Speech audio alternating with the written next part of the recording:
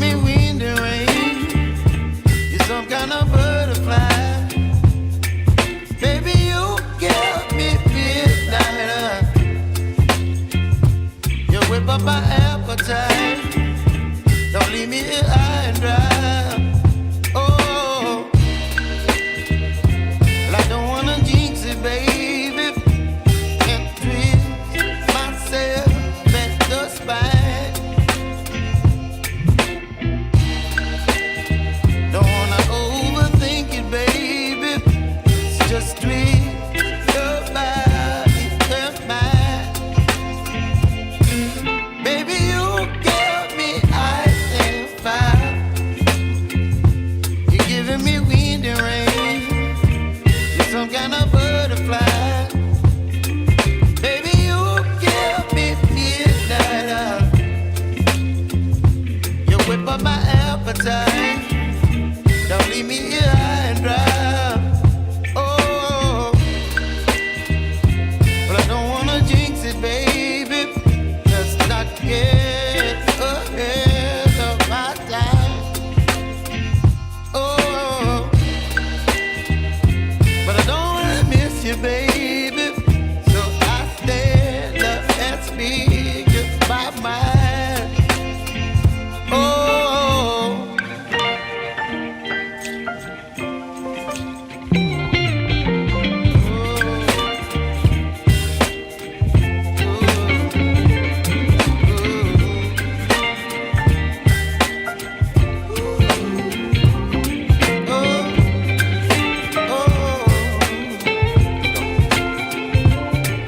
Baby, you give me ice and fire. You're chilling wind and rain. You're some kind of butterfly. Baby, you give me midnight. You whip up my appetite. Don't leave me here high and dry. Baby, you give me ice and fire. You're channeling wind and rain. You're some kind of butterfly. Baby, you give me midnight. You whip up my appetite. Don't leave me here high and dry. Oh, oh, oh, oh,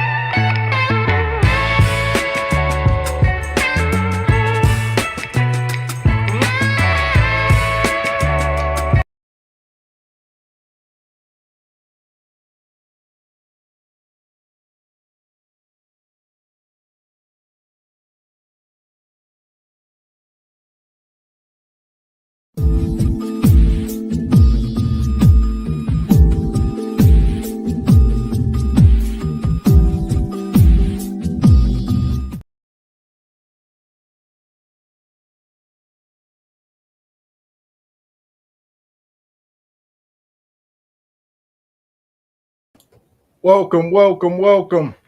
Carpet for the Horse Productions. We're live tonight, Saturday Night Live. Here we are. Welcome in, Mr. Walker. How you feeling this evening? Good evening, folks. Welcome to another episode of Cart Before the Horse TV. Good evening, everyone. Glad to have you in the building here tonight. Yes, like he said, this is a live show tonight, Cart Before the Horse TV. As y'all seen the title, Children Out of Wedlock, the modern woman regrets, right? So we got a lot of stuff to mine through tonight. Got a hell of a show lined up for y'all. All right. But before we get started, as we always do, make sure y'all hitting that like button for the algorithm. It's very important. Try to get as many people in here as we can tonight. We look forward to having an open panel tonight. We're going to drop the link. So anybody who wants to come up, participate in the conversation, just make sure you're on camera, make sure you're over 21. Come up, tell us your piece. If you got any pushback, whether you agree or whatever the case may be, and what you got for him, Mr. Walker. That's all. Yeah, it would be nice to have some people come up on the panel once we drop that link. Come up, share your opinions, share your hood norms, share whatever you want. But yeah, it'd definitely be dope. And I definitely expect to have some people here in the house tonight and have a good time talking about the modern woman's regrets. Seem like they coming to a head. Chickens coming home to roost. Yes, they are. And before we get started, like he said, make sure y'all hitting the like button, share, subscribe, And as always, before we get started, salute to my guy Stern, all the way from Japan. All right, all the way from Japan with the Cash App. We appreciate it, big dog, supporting the show. We got to have him up on the platform one of these nights. I know he got a lot going on, obviously, but that'd be too dope. Oh, heck yeah. And with that, please don't forget to hit that Cash App, support your interests, support the channel, put the money in the bag, please, and thank you. Yes. And like I said, before we get started, also shout out to Brandon. All right. Before we get going, Brandon gonna be the show sponsor. Maybe for the next 2 or 3 shows. All right. Salute Brandon, brother, came through, dropped 100 ball on us. Ooh, the seed up, my baby. I appreciate that. About time. So we appreciate that, Brandon. Real talk. Real talk. We get a lot of donations, but that's a hell of a donation. It's the first seed note. Let it be known, yes, my baby. Yes. So appreciate you, big dog. Like I said, you are the show sponsor, maybe for the next 2 or 3 shows. You held it down. And hey, that don't have to be. Everyone, please feel free to knock Brandon on off that pedestal. Anybody who want to beat that, feel free. Won't get no pushback from Mr. Walker, I promise you. Yes. Also, shout out to everybody watching tonight. Brooklyn Honcho in the building. Salute, big dog. We appreciate you. I think this is the first time maybe you catch one of these lives, man. We got a show lined up for y'all tonight. As always, shout out to several pieces. Third Eye Wise, one of our chat moderators. Third Eye. So she always in the building. She always gonna hold it down. She got good questions and stuff in the chat. Maybe you come up tonight. We drop the link. I don't know. Let's see. Also, shout out to Josh Johnson. He said, I can never catch you guys' reactions live. So, yeah, that wide neck, that was a whole movie up here. Wide neck. So there you go. We got who is I think Johnson is gonna be the sponsor. I'm sorry, Brandon is the this episode sponsor, and Wide Neck for the foreseeable future is labeled El King Grande Nug Nug. So Wide Neck is here to stay for quite some time. He ain't going nowhere. I don't think I could be wrong. He could be dethroned, this time around. Who knows? Who knows what's going on? I don't know. Wide Neck's a regular around here. Y'all might see him just hanging out. Yeah, he'll be just hanging out with me and Mr. Walker. He might come up here sometimes. We rock Wide Neck. That was something different. Like I said, shout out to Walter Briscoe in the building, King Nug Nug. Yeah, we're gonna cook. So I see we got a lot of people in. Shout out to Greg Easley, says showing up from Canada. Woo! Okay, Norfolk. Okay, there brother. we go. There we go. Love. Yes, sir. Norfolk. Okay. Canada, huh? Support everywhere. We rock with it. Like I said, Brandon, the show sponsored for tonight, and maybe he can be dethroned, maybe not. We're going to move forward. Like I said, hit the like button, and we're going to drop the link here shortly. Before we do, I see we got somebody in the back already. What's going on, brother? Mr. Washington. What's up? Mike, what's going on, brother? What's up? I'm glad y'all had this show on the weekend for this topic specifically. Okay. Yes. Yeah. Hey, we were sitting up and we said we know Mike will have something to add to this topic for sure. Definitely. Yes. And before we do, obviously Mike's up here on the panel, and he just dropped the generous donation in the Cash App for us. Salute. Y'all know who this is. This is Mike Washington, a.k.a. Mr. Joystick, wide receiver academy legend. All right. So, Mike, if you want to introduce yourself, you got anything you want to tell the people here tonight so they can know who you is, because you're going to be up here. I know you got a lot to say tonight. They're going to be wondering, like, who is that? Who is this handsome, arrogant brother? Hey, Mike, this is the Bougie Negro podcast, so we're allowed to be bougie up here. Yeah, it probably be a lot of trigger folks in this. Doesn't matter, man. The truth is true. But for the people who don't know me, man, Mike Washington from Aliquippa, man, played there, played professionally, retired now. Now I just spend my time giving back to the youth. Wrote a book about my experience, playing professionally and growing up and priorities, and currently write my second book right now in terms of the intersectional dynamics between the men and women in the modern dating world. So this goes along with, my manuscript and things in that nature. So, leave the feelings at the house because it's all going to be fact.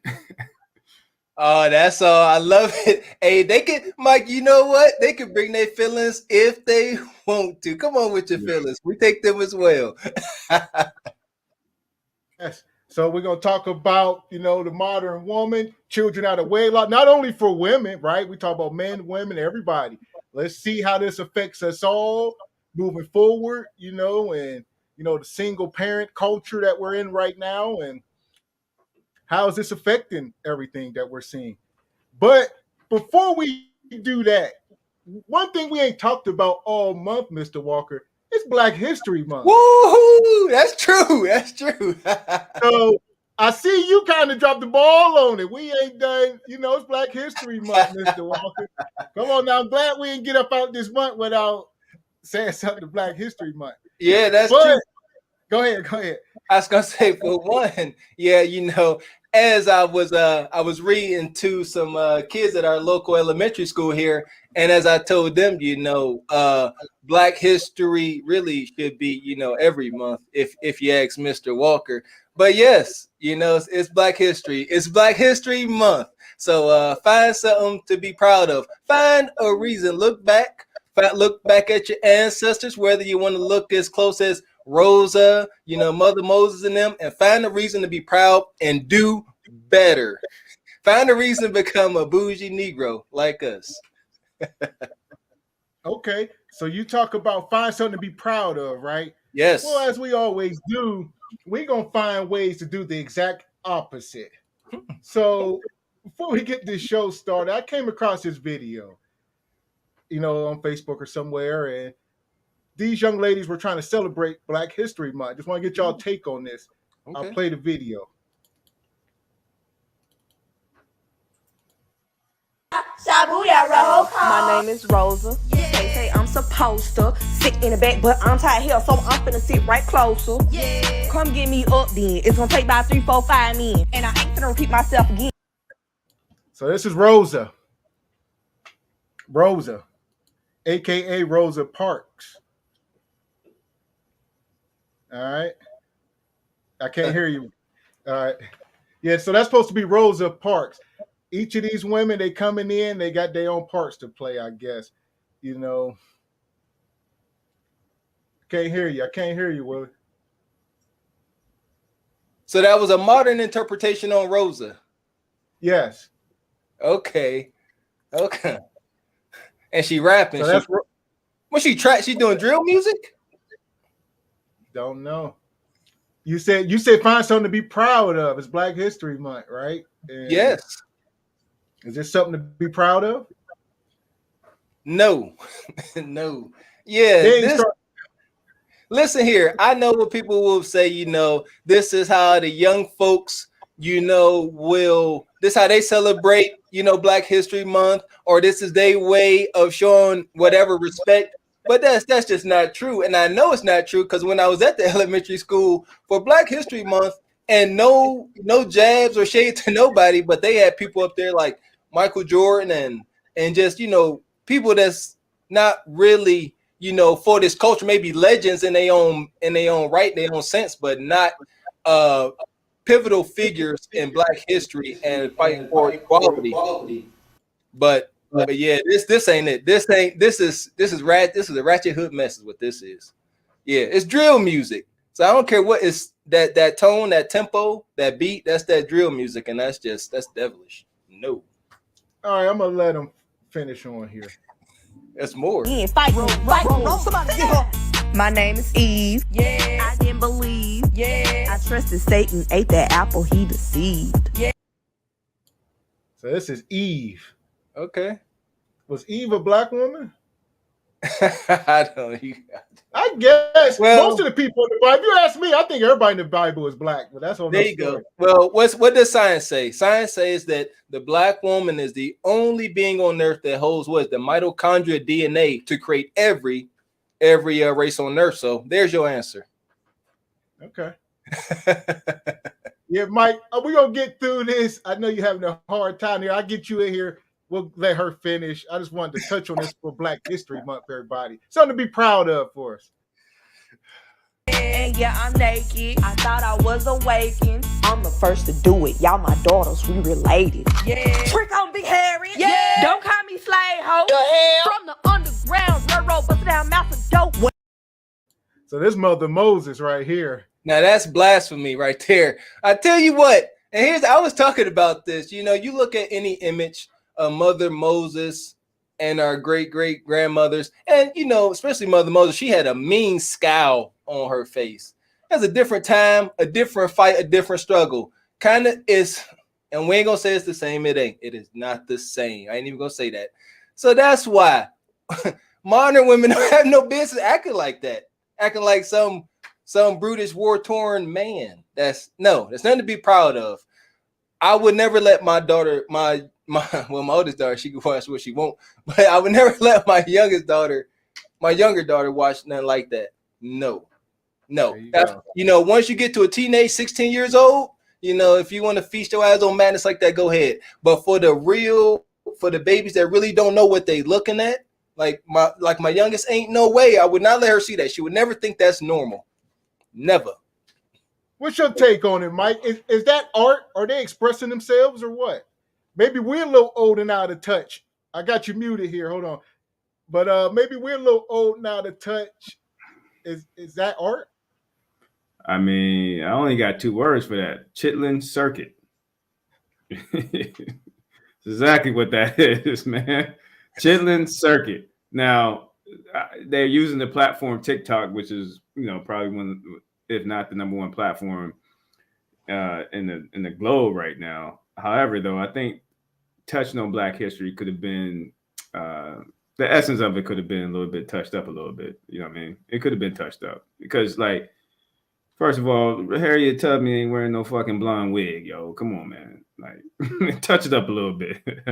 Yeah, I get it. You want to spice it up to the new Generation Z. Just touch it up a little bit, man. Like, represent just a little bit. But I just see a chitlin circuit. I'm skipping on to the next. That's all. Some straight vaudeville, Bojangles, madness. There you go. Well put, Mike. That's all. So I just wanted to hit on that real quick. We're going to move on. Happy Black History Month to everybody. Just trying to give y'all something to be proud of. And, We got to do better, and we got to do better, folks. We must do better. Okay. It's like you said, Mike, I'm gonna try to keep you muted if you ain't talking. We're getting a little bit of echo. But as y'all can see in the title, regrets, right? The modern woman regrets, children out of wedlock. We're in a new day. And we do a lot of this Kendra content where almost every woman comes up with a child and they're kind of blind to the fact that maybe this child has something to do with the reason they're not attracting this man that they want. And it starts going down whole rabbit holes where we're not addressing this stuff. Mm-hmm. And then they see women like even a Rihanna, for instance, right here on the cover. She's not married. She's fortunate. She got money, but she still falls under this category. And she sort of puts a battery in their back to say, well, if Rihanna's doing it, why can't I? There you go. And we're raising the alarm because the question is, what is the end game?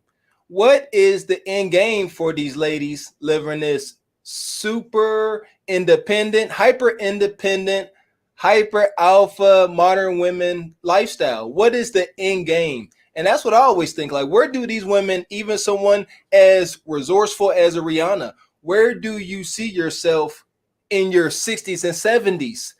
As Kev used to say, how does, life or dating look, at this age, at that age? And I feel like that's what they need to know because, technically they still out here dating because they're not married. So they technically still dating, unless, like I do believe that, us common po folk shouldn't be too much worried about rich and wealthy folks' endeavors. Nevertheless, it all seems to play out the same with these modern women. No matter what the resources is, it always seems like they get to a moment of regret. That is true. So what's your take on it, Mike? Like you said, you're writing a book on this. You probably got the most insight out of anybody, whether it's us on this panel or the people watching. So just trying to get your take on, children out of wedlock. Do you see things getting better? Are we going to start seeing more marriages in the future? Or are women regretting anything? Do they think because they are making money nowadays, right? They're making the money. They can take care of these kids. They got the stimulus package from the government.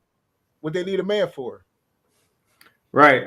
And to touch on Willie's point, and to answer your point, Gavin, the answer is no. Like the numbers are increasing year over year. We can go all the way back to where the nuclear family was, at its highest during the 60s and 70s, and then it has dramatically increased 120% to today's modern woman. And then it's not a direct correlation, but you can go back to as feminism, when feminism came in the late 60s, early 70s, the height of feminism, the rise of women unhappiness and single mothers and things of that nature increased alongside of it as well. But today, I just think that the indoctrination is just way too deeply rooted right now, man, because the mindset had changed. But they're trying to outscape biology, and you can't outscape biology because we have individual roles as two different species. I mean, at one species is two different human beings, and men have their roles, women have their roles. We have our strengths and weaknesses, but we're stronger together than we are apart. But the mindset is between the both sexes in terms of men and women. When men makes money and gains resources, our mindset thinks, how can these resources, how can I give it to a family, create a legacy? Now women get resources, they say, how can I be independent of a man? So that right there is just going to separate the nuclear family, and that's why we see the rise of single mothers and the negative birth rates, and is quite frankly just a shit show right now. And then it's gonna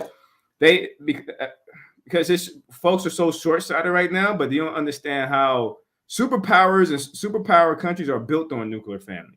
So the more we go without without nuclear families, the less our infrastructure is going to be. Then you're going to wonder why America is always outsourcing, right? So I mean, it can go deep, but women in their own hubris, always thinking hedonistic about things, and I don't care.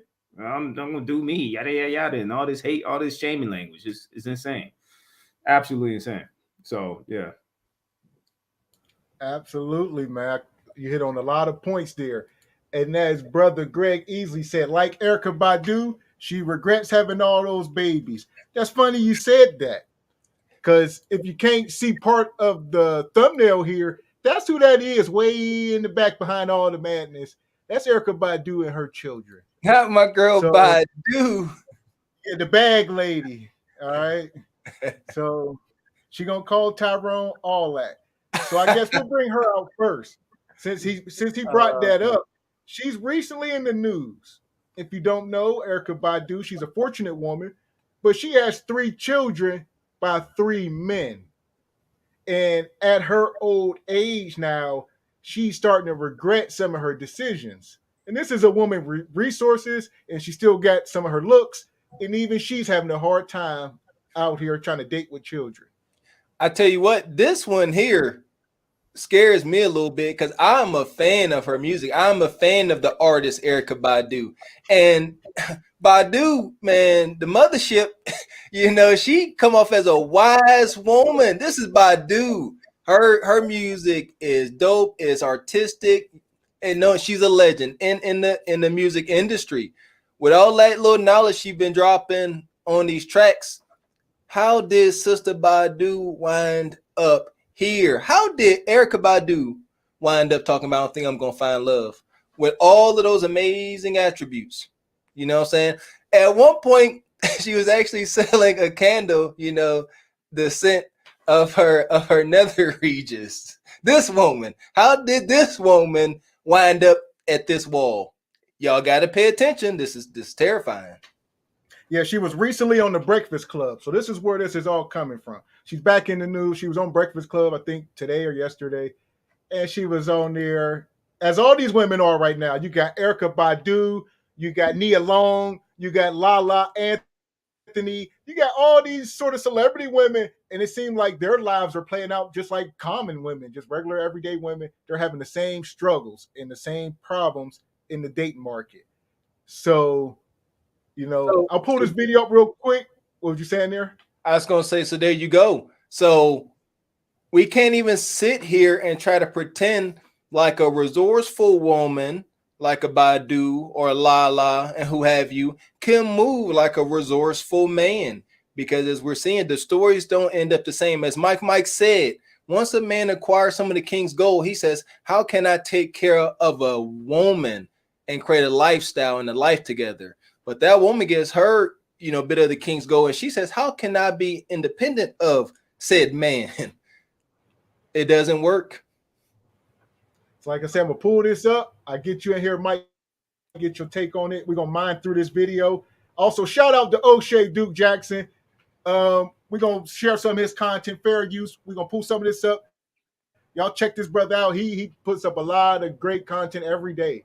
He's on like the celebrity gossip and all of that. Mm-hmm. So we're going to share this video with y'all. Shout out, brother. And we're going to mine it out. By the Breakfast Club for a full 1 hour interview. And I would play some clips of it on my channel, but because the Breakfast Club likes to copyright strike it, I'll pretty much just talk about what went on for my portion of this video. Now, at some parts of the video, Erykah Badu talked about getting a hard time for having 3 kids by 3 different men. And she said that she didn't plan it that way, but she's not going to let it stop her from living her best life. And this, she's not going to stop it. It's not going to stop her from living her best life. That's such a I don't know what I'm looking for. That word that they use, my best life, that's delusion. It is. So here we go. It is hoodoo, because are you really living your best life? Can you put but? I had 3 children. I'm 3 for 3 out here in these streets, but I'm about to live my best life. That don't go together. You ain't living your best life. You have forfeited your best life by being 3 for 3. You live in I was the gonna say best she life. currently, was she about 50 something? She's dating a young man, maybe 29, 30 years old. She got a young guy half her age right now. And Perfect. even he be walking out on her, cheating on her and stuff. And Oh, she like, that's part of the game. That's the game she has signed up for. She done wholeheartedly signed up for that game. She done got her a young stud to come in there and do what she need done to her to scratch that itch. And no, he ain't gonna be thinking about monogamy. What you talking about? Because for one, we done talked about this. Please take notes tonight. She she got her the young man, and he ain't gonna stick around. She got somebody that look the way she like and doing what she need done. You don't get it all at this point. So she can get him. He'll stick around for a little bit, but monogamy and commitment and all that cutesy wootsy shit, no, ain't happening. This is an argument that I have heard from a lot of single moms, especially in the last 10 years, where a lot of men have been challenging women on their habits or, let's say, decision making.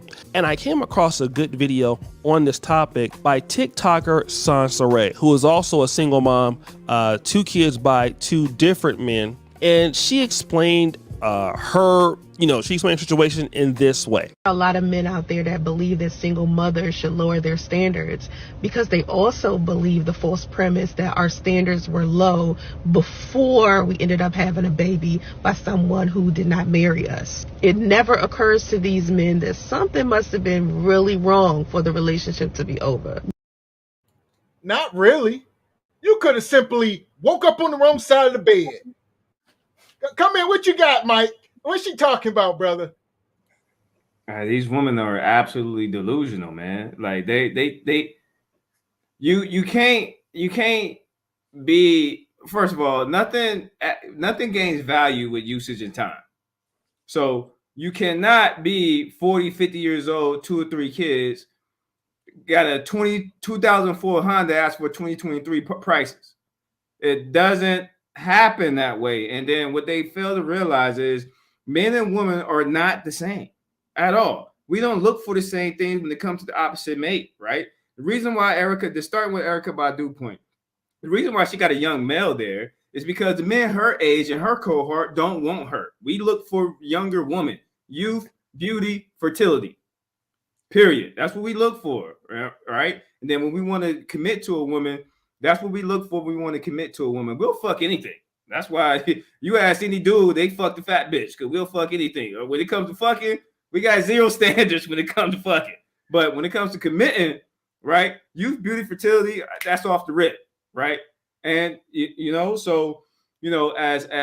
men get older with money, we look for youth, beauty, and fertility because we want to ensure pregnancy, and 2, that's just our preference. We look for that's our preference when it comes to leaving a legacy and building the family and stuff. Women look for experience. They want a man who's got the war scars and got his money together, got his castle together. So therefore, she just come in and put the drapes up. You know what I'm saying? But she can also fuck that up with one simple act. You know what I mean? That's why men got to have their shit together. But Erykah Badu got that young guy, and it should be no prize that he's stepping out because, listen, 50-year-old pussy ain't the same as 20-year-old pussy. Just ain't the same. Like, forget your resources. He just living off the Louis Vuitton and the name Erykah Badu and telling his homeboys when he get going at the barber and getting that little nice taper, that Caesar, he's like, yo, I'm fucking Erykah Badu, yada, yada, yada. But he can't marry that, man. That's an L. That's an L off rip. You know what I'm saying? And that is just grim reality. Yeah, it's just plain reality. Men and women are not the same. And we just start from that basis, we'll get along, but they keep thinking we're equal. And then for the other lady's point, nothing has to happen. You know what I'm saying? It's just plain, point, and simple, man. Like if you're a woman and you have kids, your value is already lower, right? And the thing that cracks me up when single moms want to so-called be celibate for the next guy, like, woman, you already ain't no worth. You gave it up. You got 2 kids that came out of you with no ring. Your worth is 0. You know what I'm saying? You need to be giving that shit away to find you the man that you want. But the chance of you finding the man that you want is 0 because By the time you don't chase that bag and have that career and focus on being independent, the man that you want ain't looking for the type of woman you are. So, you know, it's ridiculous right now. And to your point, it's quite frankly delusional. That's it. You know what? I And say real quick, when does a woman, to you, Willie, when does a woman have a moment of redemption?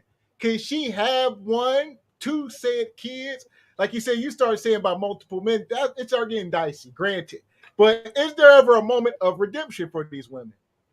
you know what? Any example I've ever seen, you know, including Sierra, any woman that has landed a real solid man from Sierra to Meghan Markle, please look how they look and how they happen to land a high value man per se with a child.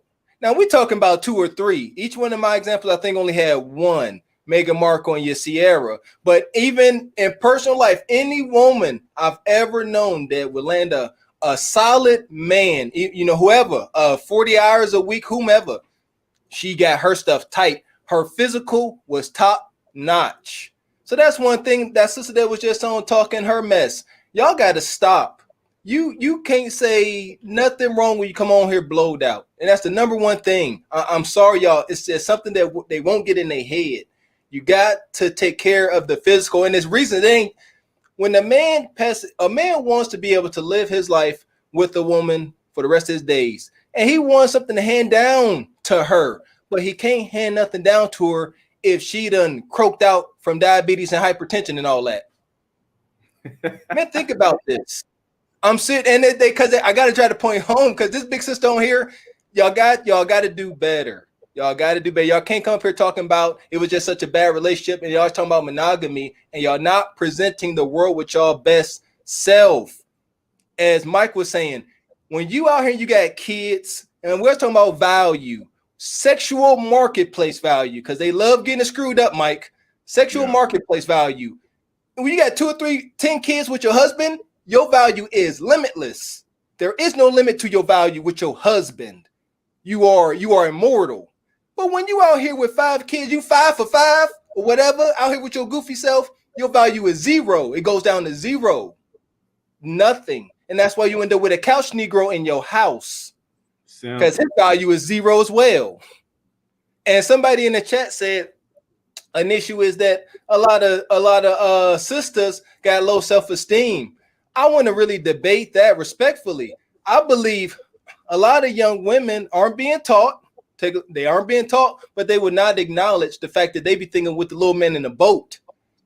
They just be out here hot in the tail, man.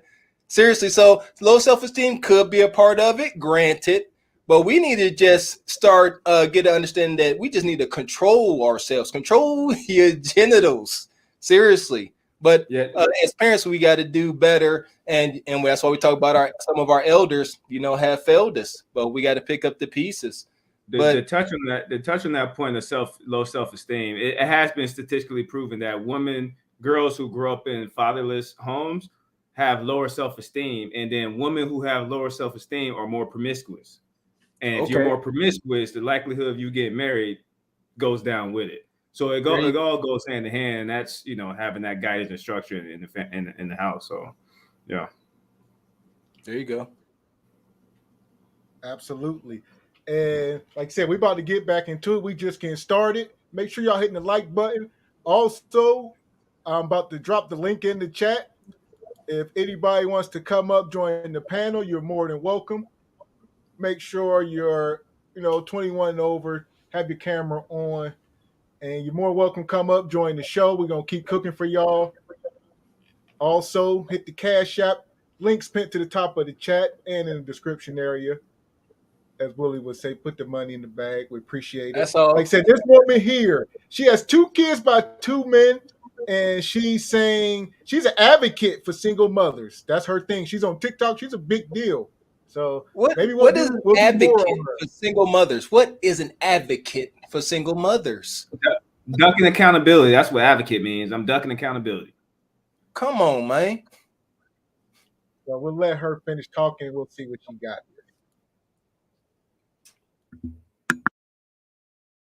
No single mother pitched a tent in front of Target at 3 a.m. so she can stand in line on Black Friday to make sure she bought single motherhood at discount prices. This is not something we wanted to do. I apologize. I'm sorry you a little bit confused, but there's no way in fucking hell I'm gonna lower my standards after the last man I dated didn't live up to them. Y'all act like y'all know zero about growth. You're thinking in the back of your mind, oh, you should have picked the right man the first time. That's not how that works, sir. So there you go. She said, woo, she said a lot. You should have picked the right man the first time. We say that a lot of times, marry your baby daddy and all this type of stuff. Marry before you carry, right? That's a big theme over here. So what she take? She said a lot there. I tell you what, she said, you should have picked right your first time. And I feel like she was going to go on and say, did all you guys pick right the first time? And the answer is no, we did not. Now, here we are. Where are we in life? Men are always going to fare more well not picking the right woman the first time compared to a woman. We are not the same. It does not look the same. A woman can look at a man and say, oh, he's had a kid, then that means he's a select male. But no man is looking at a woman with a kid and say that's a select woman. No, they saying she has been claimed by someone else already. That's the difference. Nope, that's the difference. So she could scratch that argument there. It's not the same. These modern women got to stop acting like men and women are biologically the same, as Mike said. There are the grim reality. There are double standards. That's just what it is. So what you got for us, Mike? Well, she said a lot there. She again, what I'm hearing is ducking accountability, because she's putting the onus on the man. Like, she's not understanding that it's the men are gatekeepers to relationships. Men and women are gatekeepers to only sex. Right? Women are selective in who they select for sex. Men are selective who we commit to, right? So she's trying to put the onus on the man, not understanding that men don't look for those things to commit to. We look for those things just to fuck. So, and the fact that most women can't handle honesty, if we see a single mom and she's hot enough, right, we gonna run quote unquote game, right, to try to get in them panties. But game doesn't mean I'm committing to you. I just want to tap the draws and get up out of there. But I am not about to take care of you and kids, because when men deal with a woman who got kids, we instinctively think, I gotta take care of you and two other kids? Hell nah, man. Like, that's somebody else's kid. It's like playing another dude's game, another dude saved game. Like, nobody want to play another man saved game on the Xbox. Like, I'm not doing that.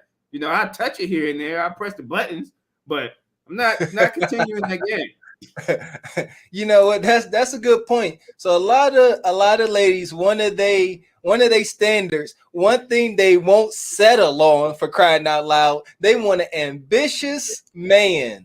And you want to know what comes with an ambitious man? He don't want to take care of nobody else's kids but his own. So there's the trade-off.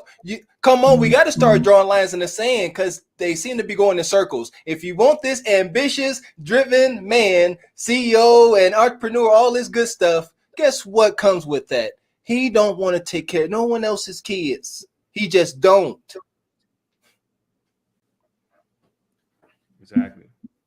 So I want to hit on third out why she said also those promiscuous fatherless girls were exposed to sexual acts at an early age, maybe touched on, witnessing adults do things, and therefore the sexual appetite is out of control, just as there you go.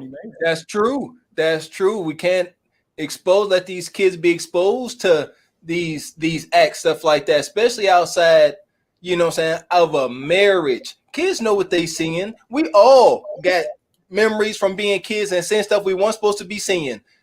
But kids, they take this and it's internalized, and you're right. And that could definitely drive their hypersexuality. They don't know what they have no idea. They're too young to be trying to deal with these emotions. And so they're not going to make the smartest decisions. They ain't going to right. Yeah. And these days with these cell phones and, like you said, TikTok, Instagram, And obviously, amongst other things, these kids have access to too much explicit stuff. So I don't see things getting any better. So we'll finish letting her cook to this, and O'Shea get to this video. You know, we're talking about her. She's an advocate for single moms. So she's coming to bat for women like Erykah Badu. And let's see. And here we go now. Rax Green stated that supposedly, I guess this sister was involved in a swinger scene. And let's just take that as true. And that's what we mean. You know, before me and Gavin X came up here and start talking all this hot stuff, we knew we had to be able to stand on this square. You can't be up here talking about you made a mistake, and people should understand when y'all here swinging and giving that thing away like you don't want it no more. You cannot make these statements. You cannot be that messenger, woman, when y'all here being a swinger. Obviously, the wholesome nuclear family just ain't part of your discussions. Yeah. So just stay the hell out of it.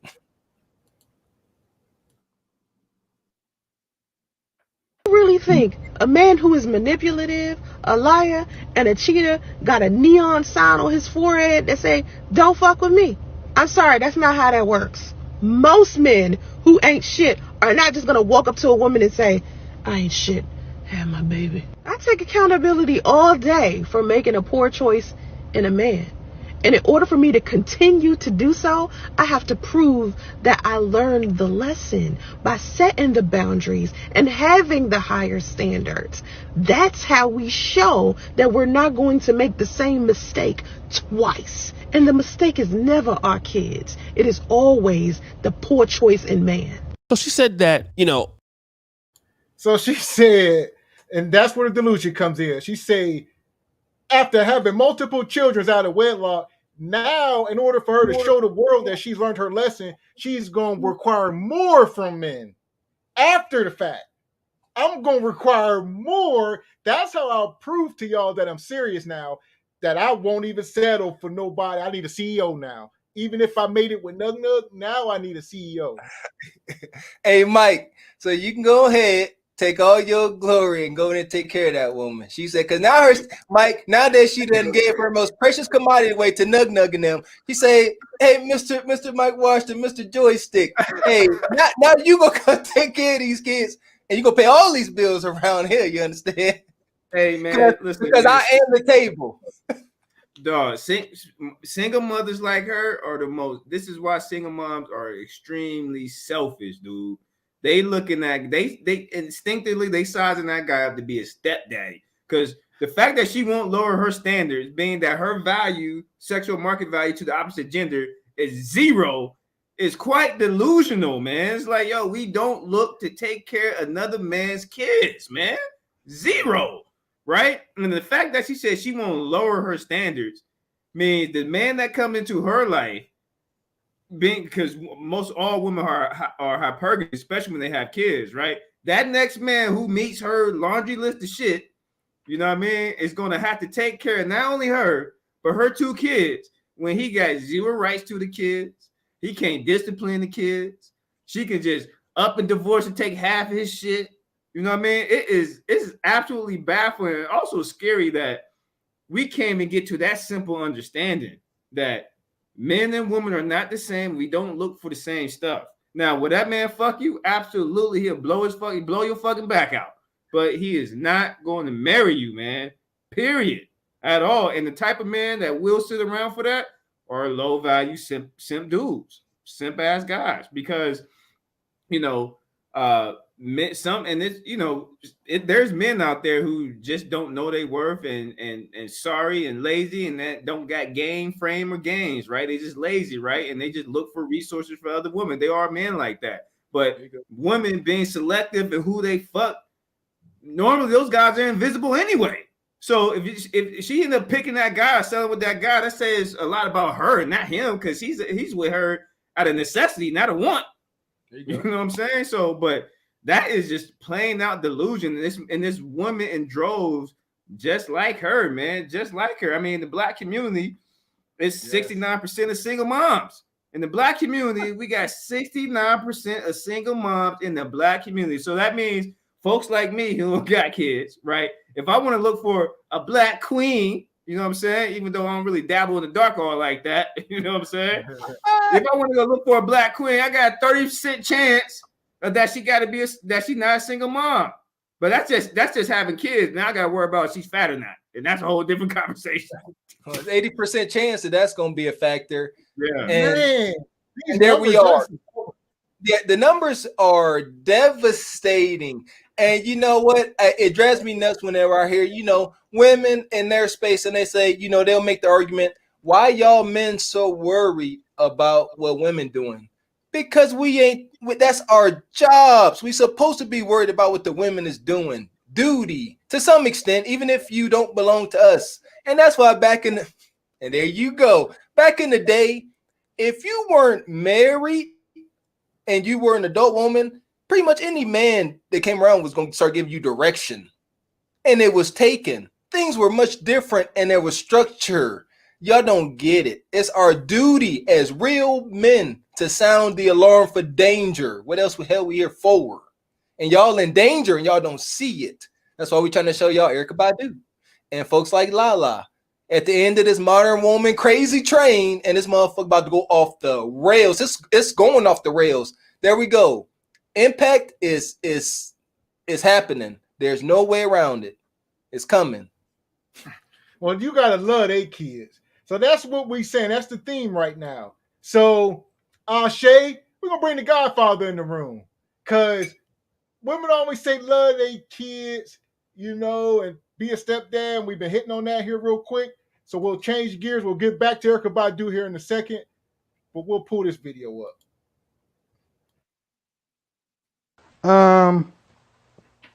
Here's the thing. I need you ladies to understand something. Children, your child, have you raised your child to be an asset to another man? You love your child to mend their liabilities.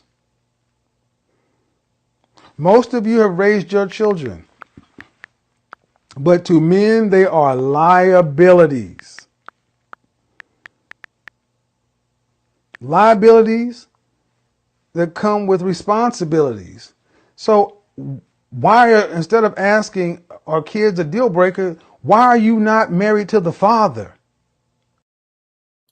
Woo! Why are you not? Why don't you think them kids are a burden? I don't know. There are men out there. What do you say to this? What do you say to the men who say, I like kids? When they say, oh, do you mind if this woman have kids? They say, I don't mind. I like kids. You know what? Here's the thing, man.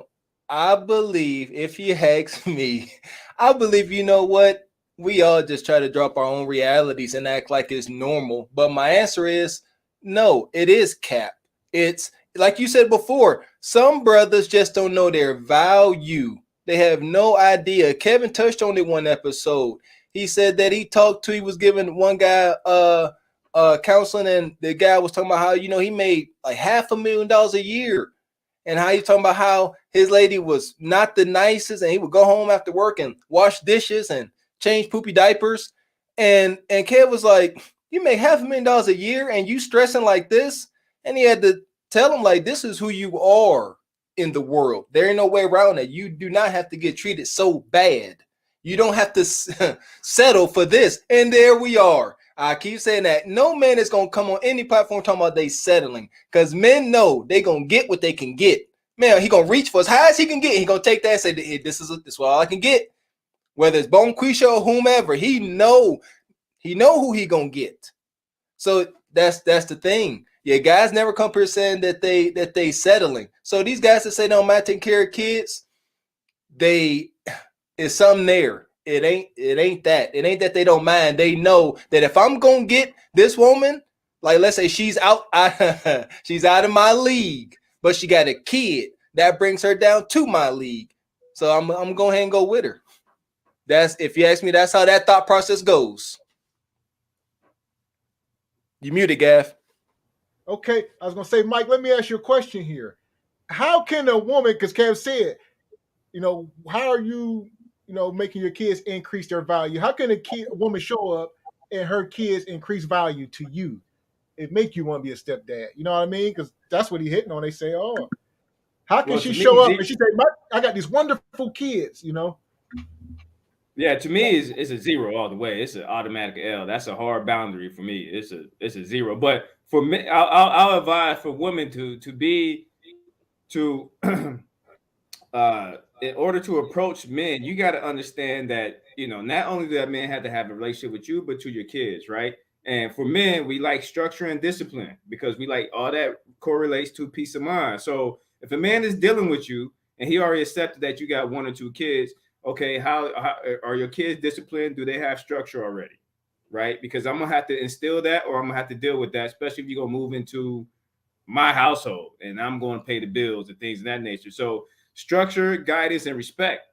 So if your kids is running wild and rampant, which about 90% of the time, a woman raising boys, they're not going to have that guidance and structure there. And then the men taking care of another men's kids, that is a formula for disaster right there in most cases and stuff like that. So, the chances of that happening is a shot in the dark, man. But you asking me personally, that is a hard boundary for me. If you got kids, I don't care if you got body like I don't know what, beautiful as a Beyonce or whatever, but that's an automatic L for me, man. It's just an L. You know what I'm saying? Some dudes would do that, but I would say that most dudes do that out of necessity, not a want.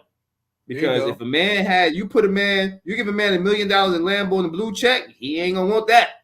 Come on, man. There you go. Straight like look at the brother White Neck and his baby mama. Y'all know this. Y'all see them. Y'all saw them on Single by Choices. They was a laughing stock of they hood before he got some bread.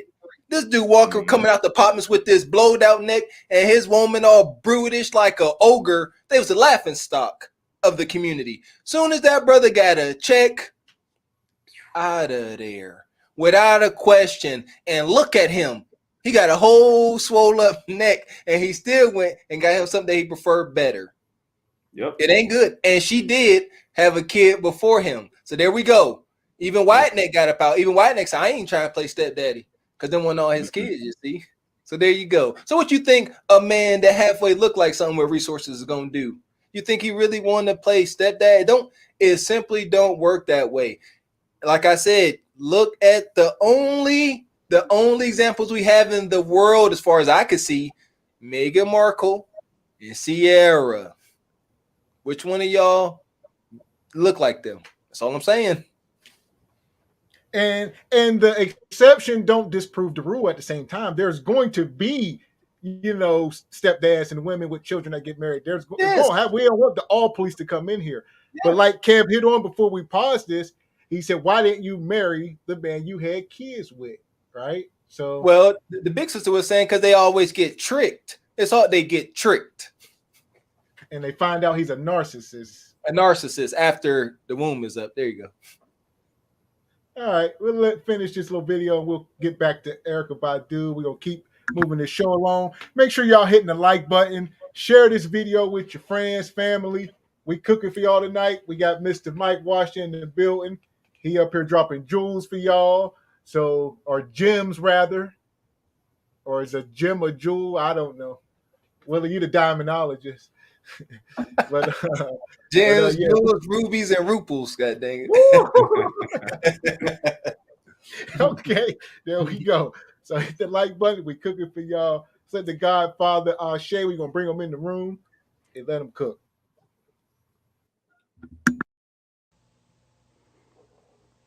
Kids are not a deal breaker. Coming from, and the people who tell you that kind of stuff, you just need to go ahead. People who will do that kind of stuff, don't listen to them. Because too many men have come on, especially the more a man has, the more he wants. They want to create their own legacy. See, what you want, they get mad when you start talking about kids because their feelings into it. You decide to make the kids stay with the man. The higher up a man goes, the more he has, the more men want to build their own legacy. They want to build their own legacy. And many of you ladies want to rob men of that because you think they should pick you. Well, if there are 10 women out there and the man wants to build his own legacy, what are you doing to overcome all of that stuff to make you the best choice? What can she do? Is there anything she can do? If this woman got 2 kids by 2 men, this woman got no kids, and let's say they look similar, what can she do to outcompete her? Well, that's what I was getting at with my Meghan Markle and Sierra examples. Both of these women come with extensive resources, and they both are lookers. So you say, what can you do? Come with something that can help me build. So there you are. You know, whoever that is that married Meghan Markle. Well, to be devil's advocate, though, a lot of times men would say, I don't want a woman for her resources and money. So that's not necessarily the case. I don't need you necessarily for that, but I like the way you look. I like you. I like your personality. I think you're funny. Whatever the dude into, he like that, and she's bringing that. And you're like, dang, but you got a kid.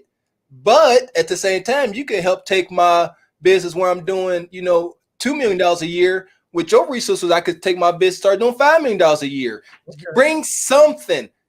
We all out of whack because you're trying to date a high value man with a kid.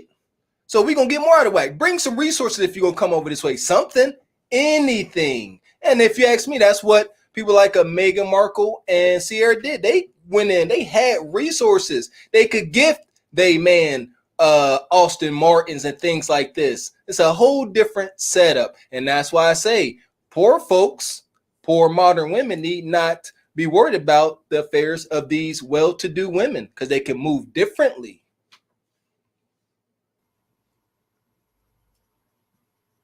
You muted, Gav. Okay, I was trying to get Mike in, trying to get his take here. Yeah, well, I was going to Willie's point. Yeah, like special exceptions comes with special exceptions, so to speak. Because I mean, life is about choices and trade-offs, right? So if we're talking about the 2%, the exceptions, we know the exceptions don't make the rule. But to combat that, well, one, for damn sure off the rip, the woman gonna have to be feminine off the rip and friendly. You ain't gonna be having kids with a masculine ass attitude and try to give demands. That's a no, right? You're gonna have to concede so much to I know women don't like that submissive level, but your ass is gonna have to submit. You know what I mean? You have to submit, right? And there's gonna have to be special exceptions and stuff. Like one of those special exceptions what he's talking about is women with resources. Like a man's not looking for a woman to piggyback off of resources. However, though, hey, I'm about to put my name on that LLC. You know what I mean? I'm gonna take this thing over or something like that, right? So, choices and trade-offs. But for that small exceptions, the woman gonna have to concede and be submissive and feminine and friendly off the rip. Any attitude or no, I ain't doing this. Well, peace. Like it's peace, man. You already you have no leverage to even try to negotiate here, man. You have zero leverage, right? Like I'm taking all the risks by far, right? So, by those 4 things, you gonna have to submit, concede, be feminine to the T, and be friendly, man. And for those small exceptions like that, for even that to happen, because most men, like I said, that's just an L, man. This just ain't gonna happen. There you go. And to touch on what you said, Mike, you got to come feminine, friendly, cooperative, all that off the rip consistently. I can never know a different side of you. And then back in the day, that's why, Big Pearly was a threat to a fit feminine woman, because Big Pearly back in the day, she was a mean cook and she was sweet as apple pie. Today, these big broad back sisters is mean and sassy and damn near cruel. And it's just all out of whack. It's like you already losing because you won't step away from the table. But now you want to be mean and ornery? What are you doing? That brattiness was reserved for the model-esque sisters. We so out of whack, and that's what. And I'm gonna go back to why I say our parents failed us to a sense, because they used to let it be known. If they looked at their daughters, they said, "Okay, you pretty girl, take care of yourself. You gonna get a man to take care of you." and they looked at the one daughter that wasn't so, beautiful physically, and they say, you know what, make sure you stay in school and you get you a good job. It was known, but we so out of whack. We don't address the realities of things. And like Mike said, if you want to come into a situation trying to get you a high value man that's worth a dang, and you got kids, you got to come with something extra. You got to be extra sweet, extra submissive, extra cooperative, because you done extra screwed up by not closing your legs. Yeah, that's true. Y'all hit on a lot of good points there. Shout out to PC76 in the building. PC76, good to see you. Yes, he said just getting to the crib. We still trying to figure out whether or not you got your gear, man. You let us know. Let us know whether or not you got your gear that was shipped out to you. Let us know. That'll be much appreciated. Mm-hmm. And we're gonna get back to this Erykah Badu situation now. So, like Kev said, that was like, won't nobody love your kids like you do, ladies. Y'all must understand. I get it. They came out of you and they father. Y'all gonna love them. It's hard for a man to truly love that kid like it's his. It is. And I ain't trying to call out no man out there with stepkids. If that's your story. You tell it how you want. That's just what I think, though. There you go. Yeah, just like anything else, we got to give our point of views, our observable truths. And this is what we see. This is what we observe, in our reality. But yeah, we ain't throwing shade at nobody. We've said it way too many times before for anything to get misconstrued. Stepdaddies deserve at least one parade a year, at least, out of respect for the position that they taken. So utmost respect to any man that steps up. Shoot, I know I needed a stepfather in my life. So don't get it twisted. At the same time, we must address the reality of things. Being a single mom, what woman wants to get with a man and have a baby by him and him not be there anymore? Like, she didn't plan it this way. And sometimes it's just a mistake because, these guys don't come on when they meet these ladies and have a sign on their head that says ain't about ish as a guy, right? But then when you look at Erykah Badu, it's not that you had one kid by one guy and that was it. That could have been a mistake. But then there's two guys and there's three. One with Andre 3000, another with Jay Electronica, and the oldest rapper or the oldest child, the DLC. Okay. And my issue is that with the ladies that are in this situation, many of them that I've come across, when you see it on Kendra G's show and stuff like that, you'll see some of these ladies asking for a lot from a man. They'll be saying like, okay, look, I want to have a guy that has no kids. And, even though I have 3 kids, a lot of these demands will be outrageous, right? And the women, when they're making these demands, they really don't understand what men are looking for. Straight like that. So I got kids. I don't want a man with kids. I got kids. I want a top 10% man. I think women, they just don't understand a lot of these things. And that was a lot of Kev's show where women would say, oh, I want a man making 100K. He say, what percentage of men do you think make 100K? They would be like 60%, 70%. They would say wild stuff like that because they're so far out of touch and just don't got a lack of awareness. So when they're dating, their numbers are off. So I don't even know how women can date at all when they don't even understand things. And the problem is, Kev used to throw these statistics and his dad at him, and they never wanted to accept it. It's like it never registered. He would say, you want a man making 100K? They would say, yeah. And he would say, well, you understand, like only, was it 10% of men? Is it 10? Only 10% of men make that.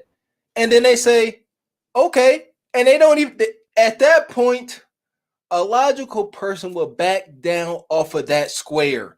So only 10%. And I done been married before and I got kids and I'm trying to go around again and defeat the odds once again. They would back down, but they. So do we live in this world where we think mating is assortative, if you will? So you say, this woman say that's a 10% man, but if she may be a 60% woman, she'd be like, why can't I get with him? Who's to say a 10% man supposed to be with a 10% woman, if you will? Why can't things be out of whack? Who are you? They'll say. And I would say, is your reality showing you that you right? That's at the end that we got. Is your reality, whatever any modern women, sneak watching, is your reality matching your expectations?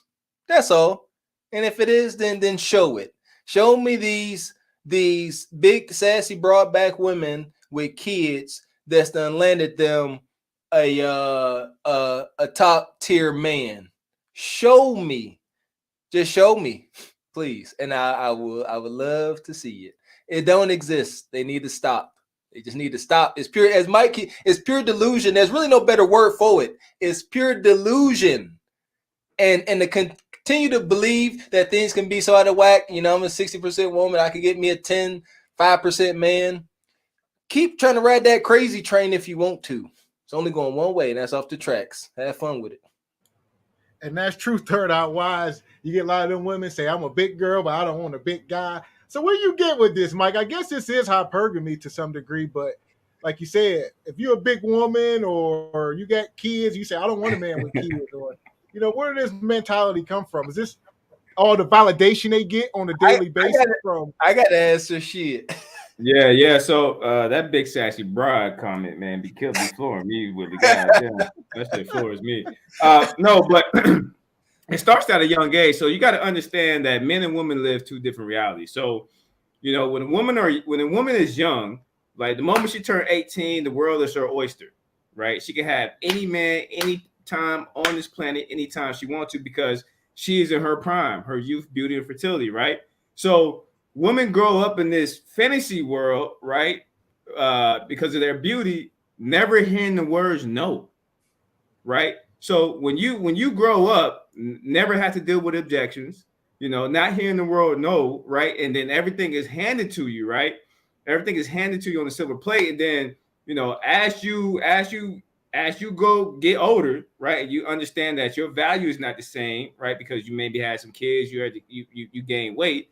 Then they don't know how to flip the switch in terms of, okay, I have changed, so my standards now have to change, right? Because they grown up not understanding what the opposite sex want, right? The reason why we know what women want, because we deal with women and we've been objected by women plenty of times over, right? It goes back to the saying, you don't teach a fish how to fish, you ask the fucking fisherman.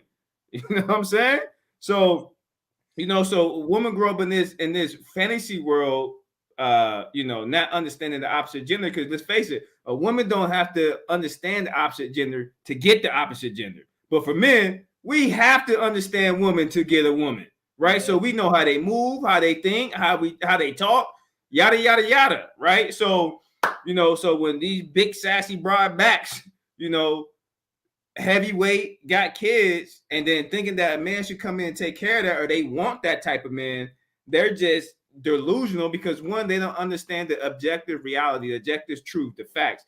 And to correct your point, Willie, it's not all 10%, man. It's 10 to 12% of all Americans make 100,000. So when you extrapolate that to the woman's laundry list of shit that they want, 6'4", 6-pack, successful, yada yada yada. Let's take this. All right, let's check this. You got 10 to 12% of all Americans that make 100%. I mean, 6 figures, right? Most women want a nigga 6 foot above, right? In the United States, only 3% of men are 6'3" or more. So that's where we at. Down to 3%. You know what I'm saying? So, and then that's not to say if he's gay, if he got good family values, if he got, you know what I'm saying, kids. So the type of men they looking for is literally 0.01% of men, right? And then what they don't understand is, okay, you want that guy, but how do you know that the guy that you wants you, right? So that's why it's the delusion there, man. And then women don't realize this until later, when they understand that they can't use their beauty to get what they want. Now they gotta use deductive problem solving and be like, well, how can that be more useful now? Right? I gotta provide more utility versus being beauty, right? And when you provide utility to a man, that's when they end up getting the man that they should be selling for, right? Because they provide utility rather than using their looks. There you go. But there you go. So a lot of modern women, if not all of them, they don't have much utility. As I said, I joked about before, they say, I am the table. I'm coming with this WAP and these 3 kids. Deal with it. Yeah, so shout out Third Eye Wise. She said, it frustrates me that social media puts a spotlight on these 304s and Nug Nug. We're watching these shows and feel there's no one out there for us normal men and women to meet. It's annoying. Mm-hmm. And that's true. It seems like, everybody's trying to grandize themselves, and I'm so great, and I'm this and I'm that, and I own all these businesses and I'm so successful, and it's like, man, who are the normal people dating anymore? Everybody's so great. So there you go. I know that answer is very simple. That answer is very simple. For the woman who's complaining about where the normal guys are, they the ones that you said no to because you was looking in the top 10 to 20%. It's good brothers out there, but the brothers that you said no to was them good brothers. And now when now 5-10 years went by, now you like, oh, where all the good men is frustrated. Nah, them niggas was right there 10 years ago. You said no to. There you go. There you go. And Rob would say, what would Rob say in this moment? There you go. hey, he in your inbox. He ready to give you forehead kisses, but you ain't trying to mess with him because, as Mike said, he ain't 6'4". Soon as y'all, and Mike's so right, and I'm upset I didn't get to it first. Soon as y'all ask for a man, talking about you want to be over 6 foot, y'all chances of finding him goes to like 3%. And that's if you are coming with everything. You come in ready to go, a whole wife, and that ain't the case. So the fact that you all swole up and hypertensed out with kids, now your chances of find went from 3%, as Mike said. We can't count how many zeros is in front of that one. 0.0001%. Yeah. Ask a woman. This is how you can know if women are delusional or not. Just ask them would they date the average guy. Most of them know what the average guy is. The average guy is anywhere between 5'8" to 5'9", 160 pounds, make anywhere between 37 to 50K a year. Ask them, hey, would you date the average guy? I can bet my dollar that about 99% of them are gonna say no. And that's they're gonna say hell no. They will laugh, Mike. They will laugh in our face because I don't know why so many women think it's just so many 6-figure, 6'4" men out there that's ready to be monogamous. Y'all tripping. Y'all gotta stop. Yeah, Mr. 40 hours a week. He comes in many forms. Yeah. All right. And a lot of it ain't 6 foot. A lot of it ain't 6 figures. But guess what? Y'all can build a life and family together. But the problem with today's hyper sense of monogamy from today's modern woman, y'all will not respect him. And y'all gonna cheat on that man. Y'all not gonna respect him. Y'all not gonna none of that. Is there any truth to what Third Eye Wise said? She said it's like she's come to believe there's only 2 types of guys out here: high value men and Nug Nugs. And she said there used to be guys in the middle. Now she's not sure where these regular, quote unquote, regular guys are. You know what? Willie just tapped on it. So she just concentrated on high value Nug Nugs, but like there's high value and also valuable men. Those valuable men is what Willie just tapped on. Hey, he's good, honest, working job, 9 to 5, 40, 50 hours a week, who's looking to provide for a family and start a legacy and build with it, right? But like I said, majority of those women look right past that. Look right past that, brother. You know what I'm saying? Yep. You walk into Target manager get told no all the time. You know what I mean? Walmart manager get told all the time. The manager working at Kinko's Footwear or something get told no all the time. These are men who make 45, 50, 55,000 a year. Who's been rejected so much that he's just looking to find a good woman to provide a family to. But those women tell him no all the time, right? Mm-hmm. So when a woman get to her mid-30s and 40s, be like, oh, we're the good man. It was that nigga 10 years ago you said no to that he wanted to capitalize on. There you go. And you know what, here, ladies, we're going to try to keep dropping some jewels, gems, and rubies on y'all here. Y'all got to get off the idea y'all need guys to have game and be smooth and suave and well-dressed and all this crap. Y'all need to stop y'all too women always so quick to say, you know, men are superficial. When really y'all need to stop. Y'all the ones are superficial. Stop that. Mr. Right, he may not look like nothing right now, but just work with the man. I'm trying to do my best to help y'all here and stop driving y'all crazy train off the tracks with y'all. Y'all gotta give these guys a chance. Y'all gotta stop. Look what Sierra did to her man, whatever his name is. He was all dorky. It was all in the social media. Y'all all seen it. He was all dorky, you know, to y'all perception, he was dorky.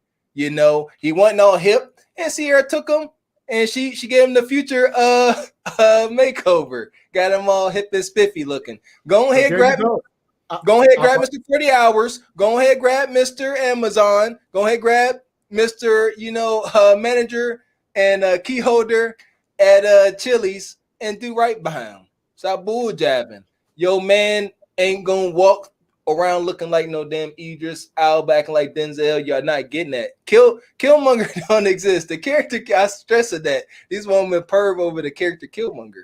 He don't exist. He don't. Stop. That's true. So, like I said, shout out to PC76. So, yes, I got my gear. Matter of fact, been rocking it the entire day. To you and Mr. Walker. So, you got your hoodie. That's good news.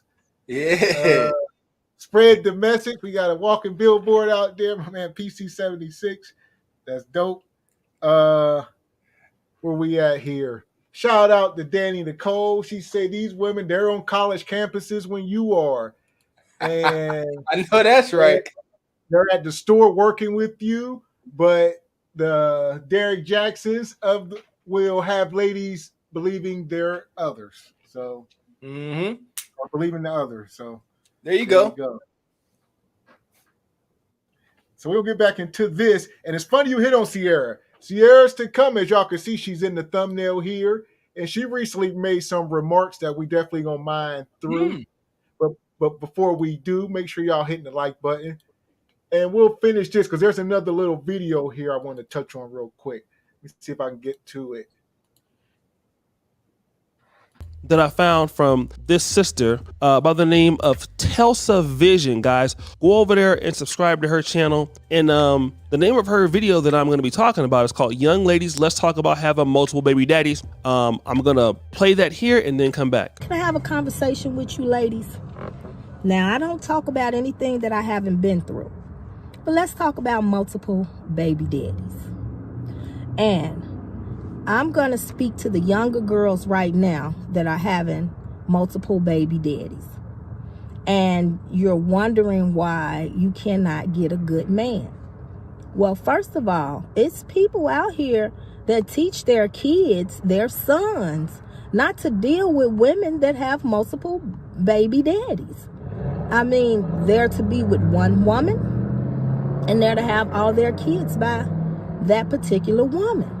Now, you got 4, 5, 6, 7 different baby daddies, and it's for the men too. But right now, I'm just chilling with the women. All these baby daddies, and then you sit up there and you expect a man to come and rescue you when you made a lot of bad decisions.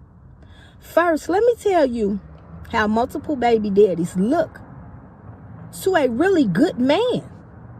It looks like you're inconsistent. You do not like to commit. You're spontaneous. You have unprotected sex. And you're very selfish because you're not even thinking about the kids. You have 4, 5, 6 different baby daddies. That's 4, 5, 6 different personalities in one household. And what if one baby daddy wants to take care of the kid more than the other kids' fathers? Woo, I ain't buying them kids no McDonald's. Ain't that what that brother said?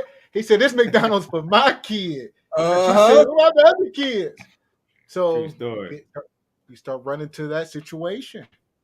All bad. And that's one thing, you know, I love when sisters like this come on, and you got to start getting a little granular, because if you ask me, I feel like, you know, every modern woman that's a baby mama, and she claimed that proudly, you know, she acts like no one can see how bad her situation really is.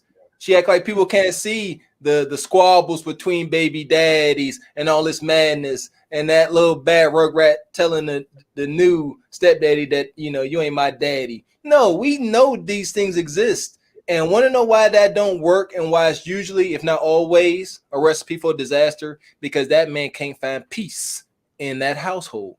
And one thing a man needs is peace. Yeah, you tapped it on the head, Willie. And then, I mean, every point she made in that video is, I mean, speaking for the guy and looking for. If more women took that approach of what she was saying, like, hey, listen, I'm not single anymore. My value changed, which means my standards have to change, right? You can't go in this thing thinking like you don't have to lower your standards. Yes, you do. It's called being reality based, man. You got to be in reality. So, you know, I applaud that sister for saying what she had to say, because she's looking at it from the man perspective. And one of the deeper things that she touched on when it comes to personalities, you got all them type of personalities in the household. That's a mixed bag of cats right there, man. It's like it's self-destruction, man. And when you got to understand, so that's not an issue. Having all these personalities in the house, it's not so much an issue when you got a sorry punk ass nug in the house. He gonna go with the flow. But when you got a dominant, ambitious man in the house, it ain't gonna work. He must have structure in order to live out his purpose and make things go smoothly, to run a tight ship. So having talk back from anybody, it could never work. Have one of your baby daddies knock on the door trying to ask and request and make demands. Violence is what do we get when women say my kids are good? Men say, well, if a man come in here, do we got to take care of the kids too? They say my kids is good. They ain't got to worry about that. Hey, okay, good question. They always start talking out both sides of their neck. They say, I don't need no man take care of my kids. We good over here. And give a couple more questions, and we see it on our Kindle reviews. Right, the other side of the neck, they're gonna say, you know, I'm looking for somebody to be a father figure or an example. It, as Mike said earlier, when a man come in, he commit to this. He know I got to be in this kid's life. A real man gonna say, I must be in this kid's life. I got to be here for this kid. Now he a part of me, but he ain't. And is there a threshold? What's the threshold? I think one kid not so bad. We talked about this before. It's once you start compounding this. Obviously, like you said, it's never a good deal. But, you know, then you see a woman say she got one kid. Everybody's culpable to making one mistake, right? So, you know, it's when they show up 3-4 deep and they still talking about they want this man making $100K. But even with that one kid, that's rough. What's your take on that, Mike? But it's more logical though. Like one kid, we understand mistakes happen. None of us are perfect. And we got to draw a hard line at that one kid. That one instance should be instilled in your brain. Don't ever under no circumstance do that again. Don't ever go through those hardships having to go through this. But when you come and you didn't learn the first time or the second time or the third time or the fourth time or the fifth time, and you still demanding high value, you look insane. Yeah, yeah, a kid. I always advise, man, like don't deal with single moms, period, man, because like it's about supply and demand. There's more women out there than men who has their shit together. So you can find good women who don't have those kids. Just plain, point and simple. But you know, but men, sometimes those mistakes happen because in today's modern society, most men are desperate for sex, right? Men between the ages, this is a report that came out in 2021. Men between the ages of 18 to 31 are abstinent or virgins.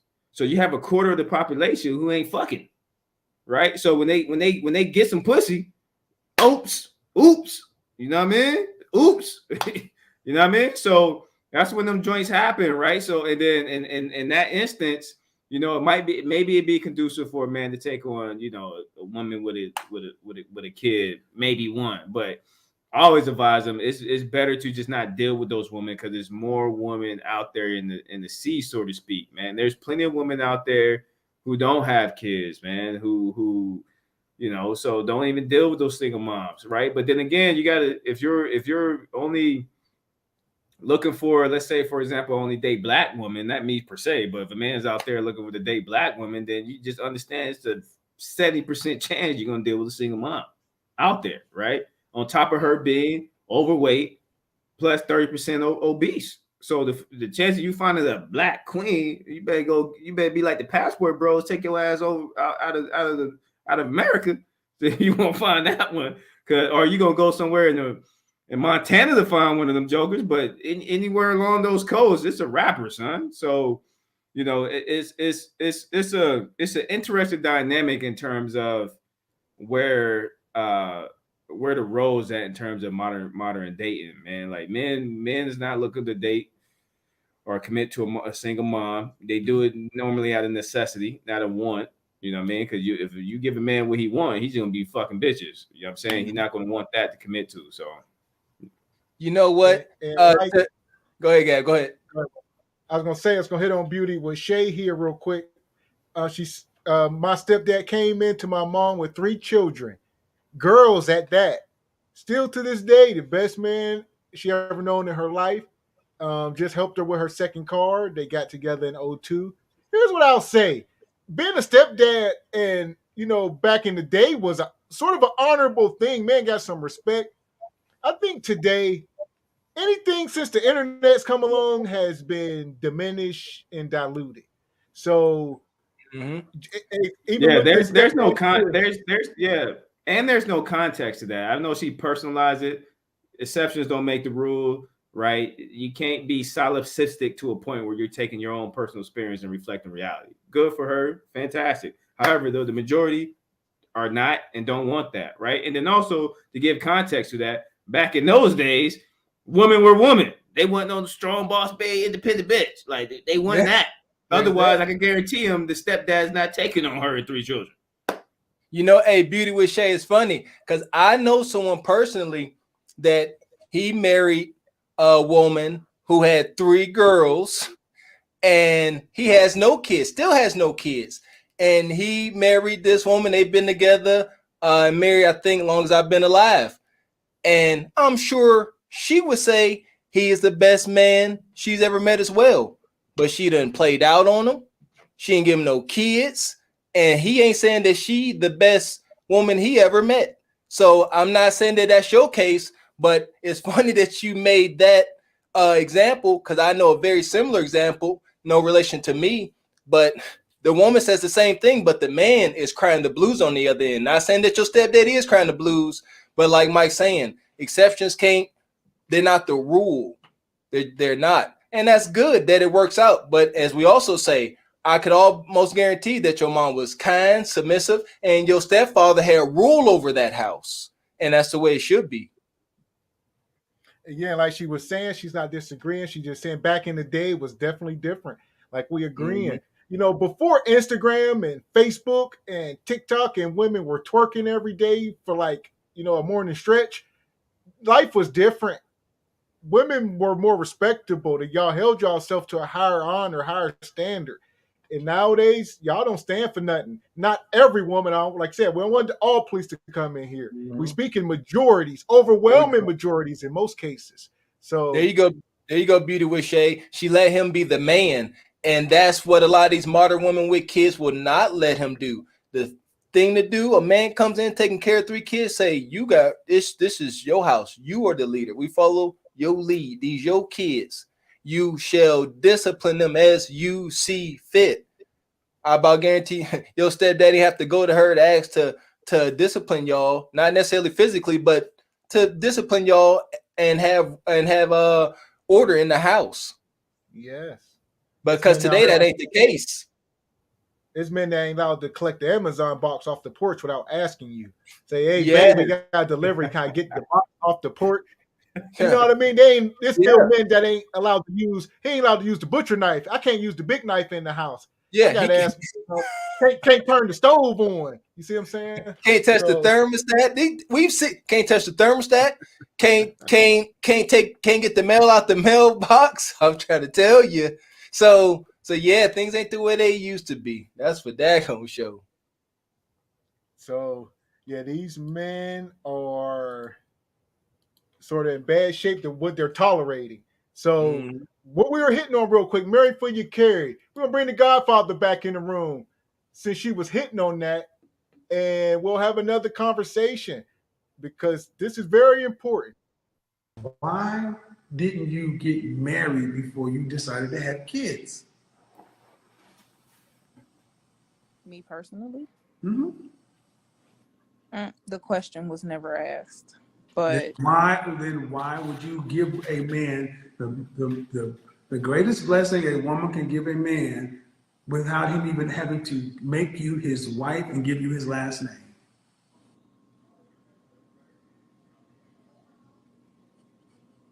name? You cannot ask a man to come along after you've done that and pay a higher price. He's going to pay less or nothing. Not a man of value. The only man that will come along and do that is a man of lesser value. Because a man of higher value has options because he'd be looking for the childless version of you at best. Woo! She was dumbfounded. Karen said, "Why?" She said, He said, "Why don't you marry this man before y'all had a kid?" She said, He didn't ask." What? And this is like the epitome of the modern woman's madness and lack of accountability. Like the arrested development is serious. What mother gonna sit and say he didn't ask? Well, like Mike said, that shows you inconsistent. You got zero discipline. He didn't ask. And one part of our discussions, as we was having butt naked freaky circus sex, we just was doing it, and then a baby came along. Okay, if he didn't ask, wrong answer. And like Third Eye Wise said, the black women today do not understand their womb is the most precious gift they have. No one ever told them that. So what's your take on that, Mike? Why do women think? So they'll say, "Oh, do you have a kid by his man?" You say, "Did you marry him?" They'll be like, "No." They'll be offended if you ask, were y'all married or are you divorced or something? But having kids, no big deal. If you ask a woman if they get married, they'll be like, "Whoa, why would I do that?" You know? So why in our community in particular is this a thing? Yeah, I think today's woman got the word marriage miscued because most women, you think about when they hear marriage, it goes alongside with submissive, and women think submissive is being like a slave or something like that, right? I'm like, well, for any relationship to work, one party has to concede to the other.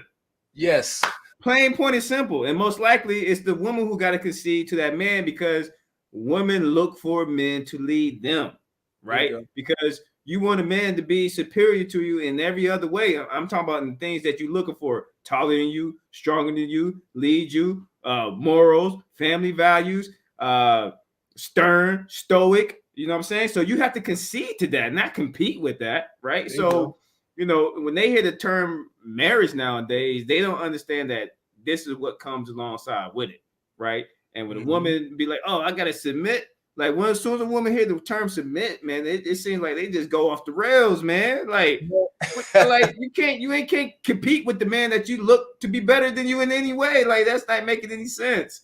So, so you should, going back to marry before you carry, it works. You know why it works? Because the rest of the world does it. Right? And the reason why it's called traditional values, because it's been tried and tested through millennia. It works.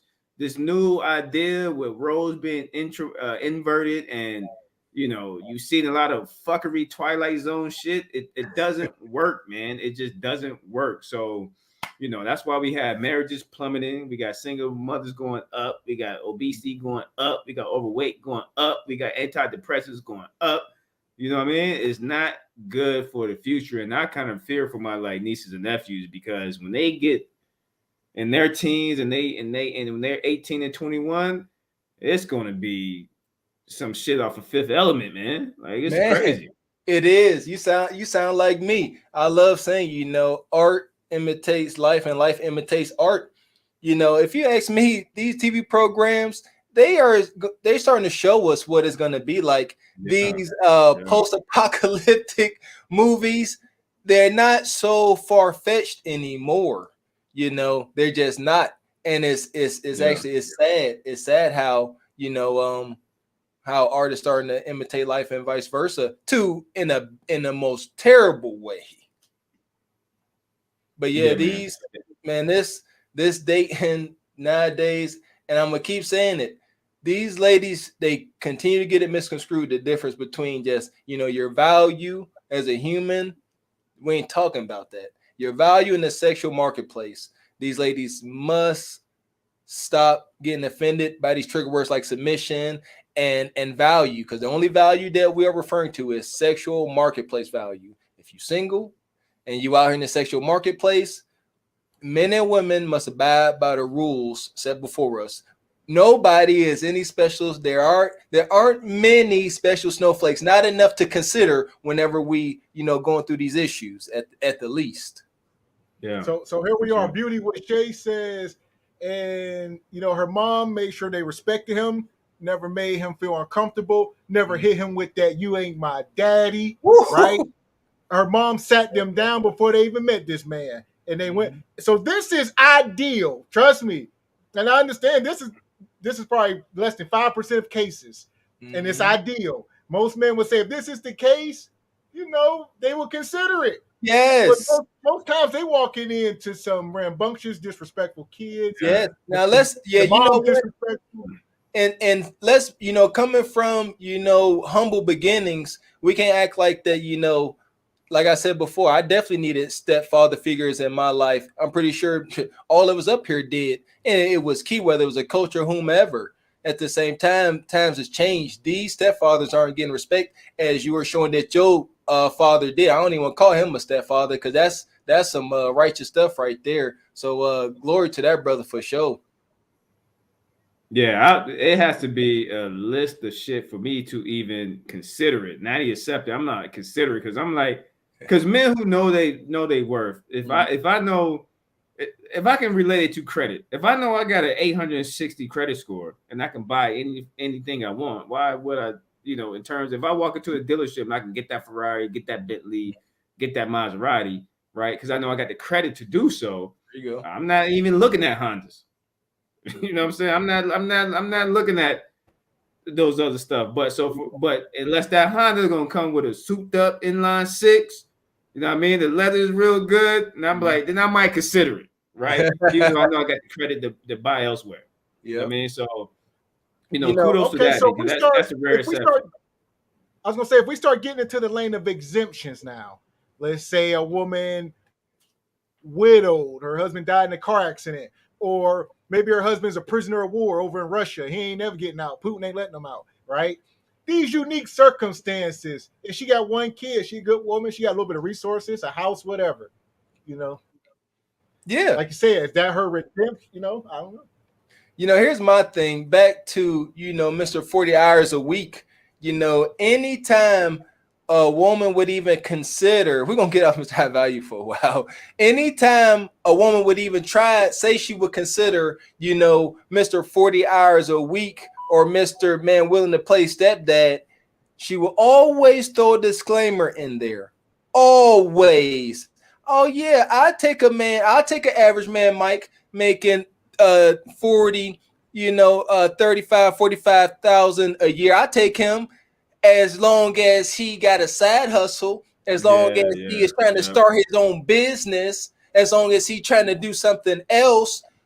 No, he ain't trying to do none of that. He's just trying to go to work, clock in, clock out, and come home and handle his duties and responsibilities. Ambition does not come standard on all men. And here we are. We women, today's modern woman, should be lucky that ambition does not come standard on all men, because that non-ambitious man, that man who ain't trying to work 80, 100 hours a week doing a regular job and doing some entrepreneurial endeavor, he ain't checking for the single moms. But Mr. 40 hours a week, who just trying to maintain and grow and be happy and have some peace in the household, he's going to take on that task and that duty and responsibility, and glory to him. But y'all, today's modern woman ain't accepting Mr. 40 hours a week because he don't look the way they like. Yeah, and then this is where I want to point something out, because this is something women definitely never understand when it comes to that 40-hour work week. So you can't have the utmost freedom without giving up the utmost security. And you can't have the utmost security without giving up the utmost freedom. A man who's working, a man who's at the house all the time, right? He's working 40 hours. That man who's making 100,000, 200,000, he's not going to be home. You know what I'm saying?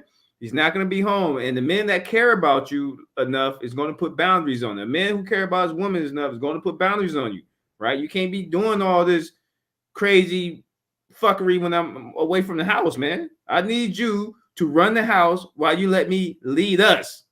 Mm-hmm. You know what I'm saying? But women think they can burn candles on both ends, man, and think it'd be good. Like, you cannot, man. You cannot. There's roles to be made for the betterment and for the polarity of the relationship, and they don't understand that. And like you said, they think they can make up their own rules, and they are on Instagram and they're listening to people who they shouldn't be listening to. So this is going to transition us into this subject here. Who are they listening to? Here we go.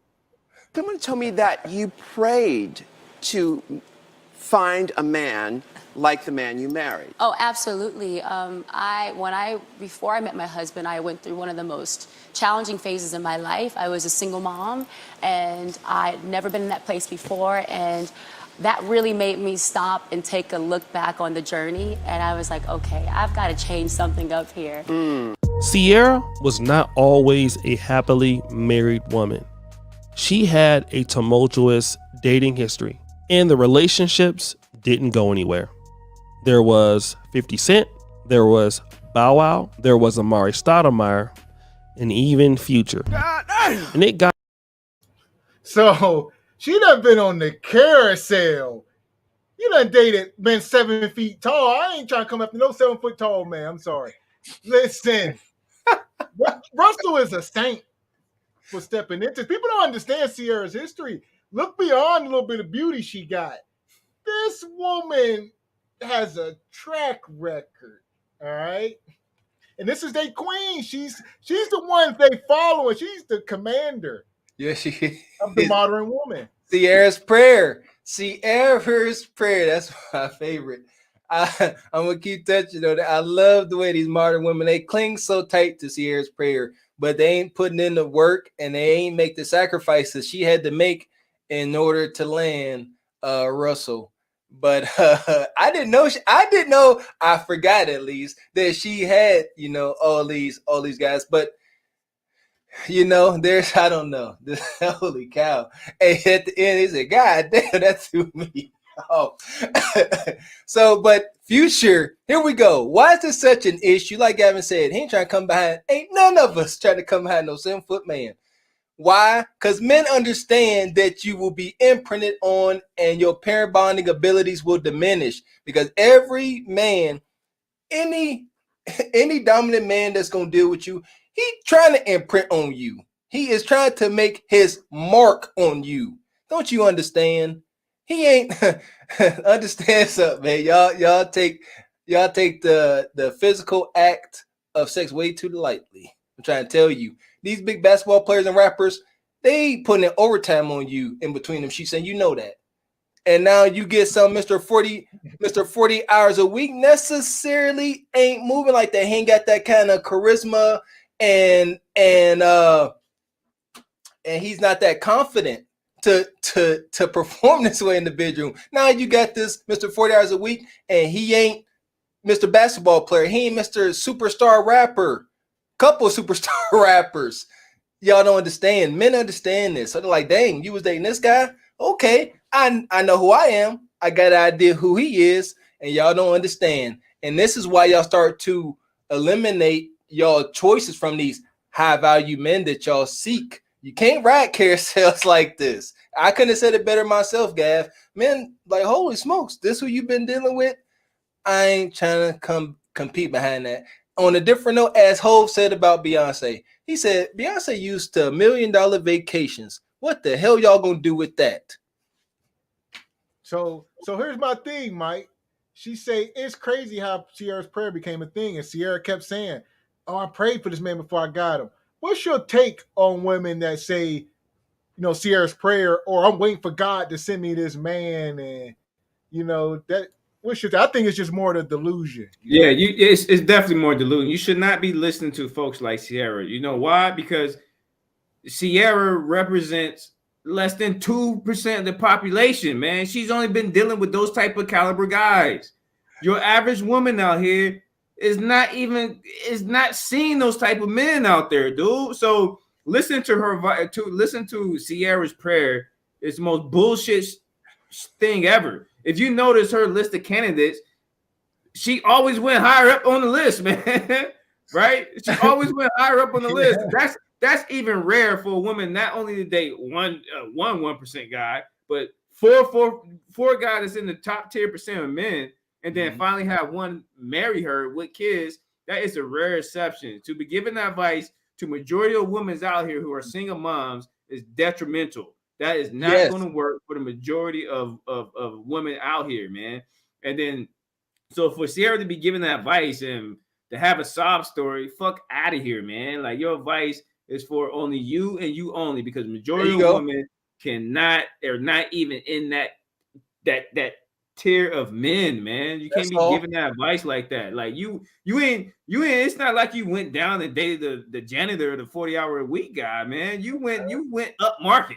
You went, okay, I went to 7 million, 70 million, 100 million, 300 million. Like, what the fuck? Like, you went up market each time, man. Like, you can't be giving advice like that. That's detrimental. Yeah, and that's my thing.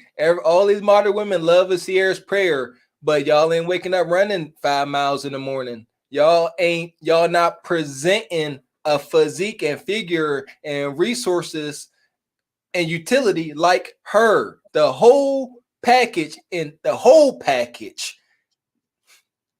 straight like that, and couldn't said it no better.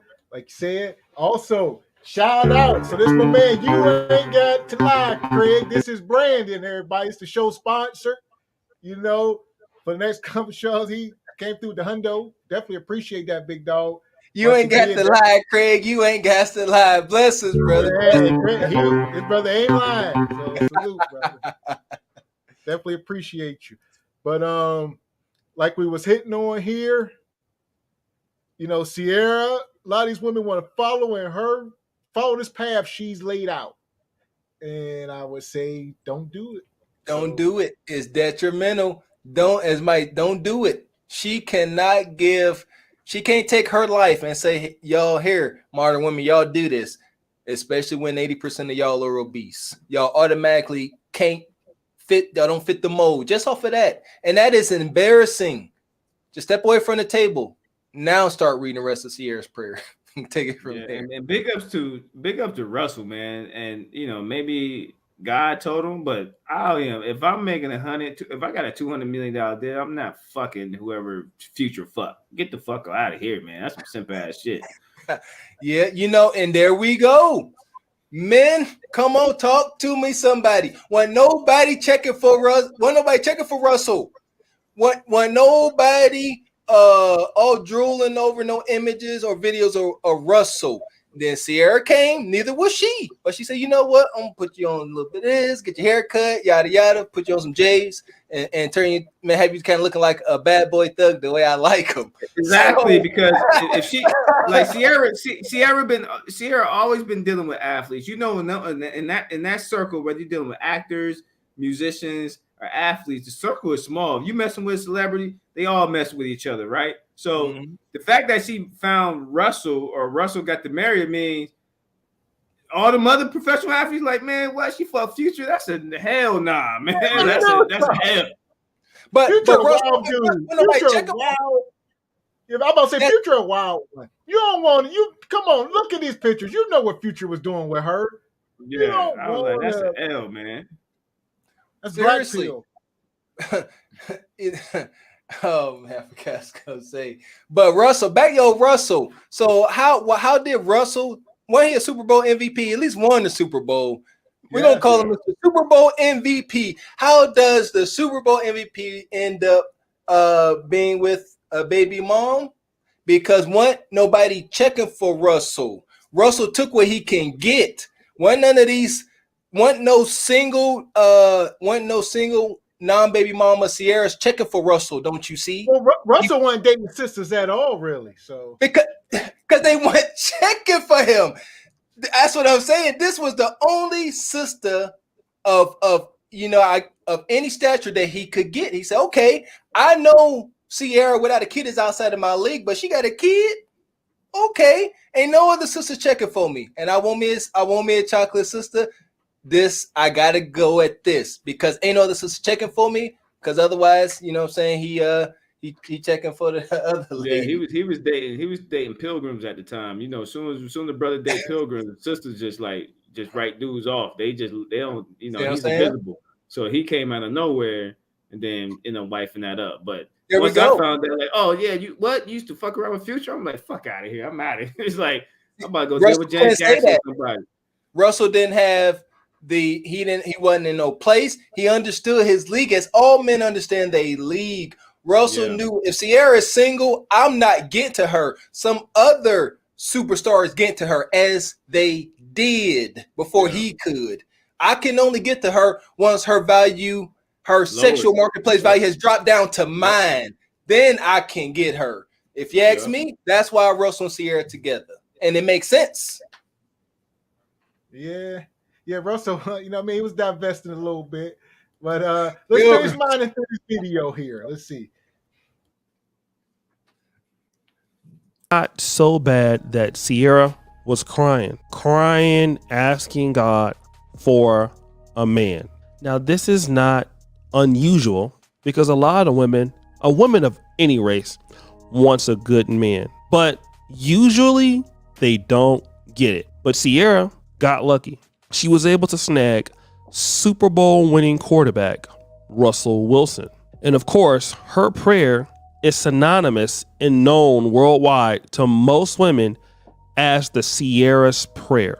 Now, Sierra, who is a self-professed Christian, you know, in some of the things that she does, it's obvious that she must be a very lukewarm Christian because some of the dance moves that she does, a lot of the dancing, twerking, the kind of song. So she be twerking. People say, you know, I wonder what her husband think. People say she got Russell's blessing. As you can see, she be popping it. Russ don't care. Russ is Willie, you say this all the time. Your woman got to love you or be into you more than you're into her. I think Russ is into her more than she's into him, probably. I could be wrong. Yes, there we go. And you know what? I don't understand something. I don't wish ill will on nobody. I wish them the greatest success in their marriage and most happiness. But if you ask me, I ain't betting on this playing out in the best in the long run. I'm sorry, because this is an imbalance. It's out here shaking your booty and all that stuff. Ain't no way I want my wife on nowhere shake her butt. I don't care. For whatever reason, she could be trying to shake her butt in the middle of the garden, telling about she advertises promoting her okra. No, ain't happening. It's definitely an imbalance. But like I said, he understands his place as every man does. I can't stress that enough. Russell just acting accordingly. What's your I take, agree. Mike? I agree wholeheartedly, man, on that. I agree wholeheartedly on that, man. Like, so, like the 3 P's, man: protect, provide, provision. You know what I mean? Mm-hmm. Men, when we decide to commit to our woman, we're territorial with our woman, right? Remember, it was a reason why back in the day you never knew who the wife was of the man unless he brought her to the social circles. But a woman that I'm committed to, you're not showing my baby to the world. You're not twerking to the world. You're not revealing no skin to the world. Like this, you know what I'm saying? I'm supposed to protect everything about you to keep you from yourself. You know what I'm saying? It's a reason why since the beginning of time that people from this continent to this continent to that continent to that continent who didn't know each other was very hard on women being promiscuous, man. Mm-hmm. You know what I mean? It's why they like, listen, you got to cover that shit up, man, because you looking bad to me. Like, you bringing bad light to me, man. You fuck up my whole. So what do we say? I'm gonna say, what do we say to the people who say she's been doing this before she met Russ? She's an entertainer. Russ knows what he signs up for, this and that. Or should she acquiesce? Should she acquiesce to Russ? He's the breadwinner. She doesn't have to do that. Well, I don't think. Well, for me, I always thought Russ was a little bit soft. Anyway, you know what I'm saying? He a real masculine guy is like, yo, you gonna put his foot down? Fuck no. You know what I'm saying? It's either my way or the highway. You know what I'm saying? But that's why I think Russ is into Sierra than the opposite way around, because one, he accepted her with kids, also know who she fucked. You know what I'm saying? And then on top of that, he let her do all this wild shit on Instagram and all that stuff. That to me is a soft approach from a man, because a man that's committed is gonna put boundaries on that ass. You're not gonna embarrass me. You're not gonna bring bad light to me or the family. You know what I'm saying? Because you can fuck shit up. You see what happened to Jada and Will. Jada doing that fuck shit up. Now we remember Will for the slap and for the bald head bitch. You know what I'm saying? But we don't remember all these good movies. We remember this whole slap and he crying and shit because his wife went on told the whole world she cheated on that motherfucker. I was like, oh, bitch, you better cut this camera. I'm about to slap shit out you. I tell you what, one thing that Sierra did, and I think it's funny O'Shea showed that, Sierra cried, and Kev used to always touch on that as far as the power in a woman's femininity.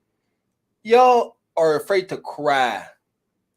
She went up there and cried, and she got her man. Instead of crying, y'all get that scowl and puff your chest out and broaden your shoulders up. You don't need help. You ain't look for nobody. Sierra said, I need a man, and she cried, and she got the Super Bowl MVP. Look at the data. Look at the evidence. Look how she got her man. She didn't come out and say, I'm independent. I'm Sierra. I got bread, and I am the bag. I am the table. So somebody knows. She said, I'm down bad, even though she wasn't necessarily. You see, she said, I'm down. I'm her. I need a man. She cried. She acted like a woman.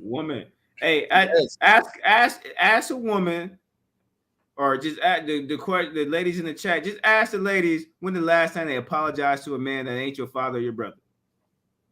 Tough. Gary. Yeah. That's a good question.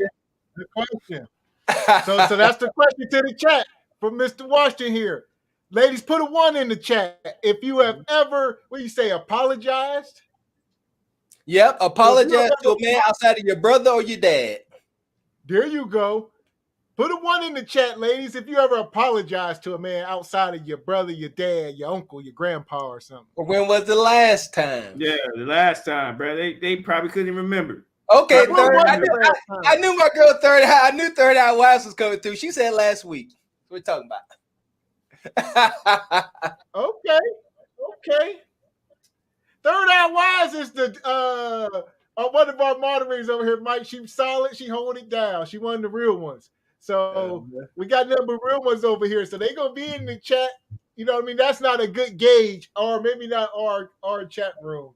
Okay, sure. Beauty with Shay said last time was about 2 weeks ago. There we go. Okay.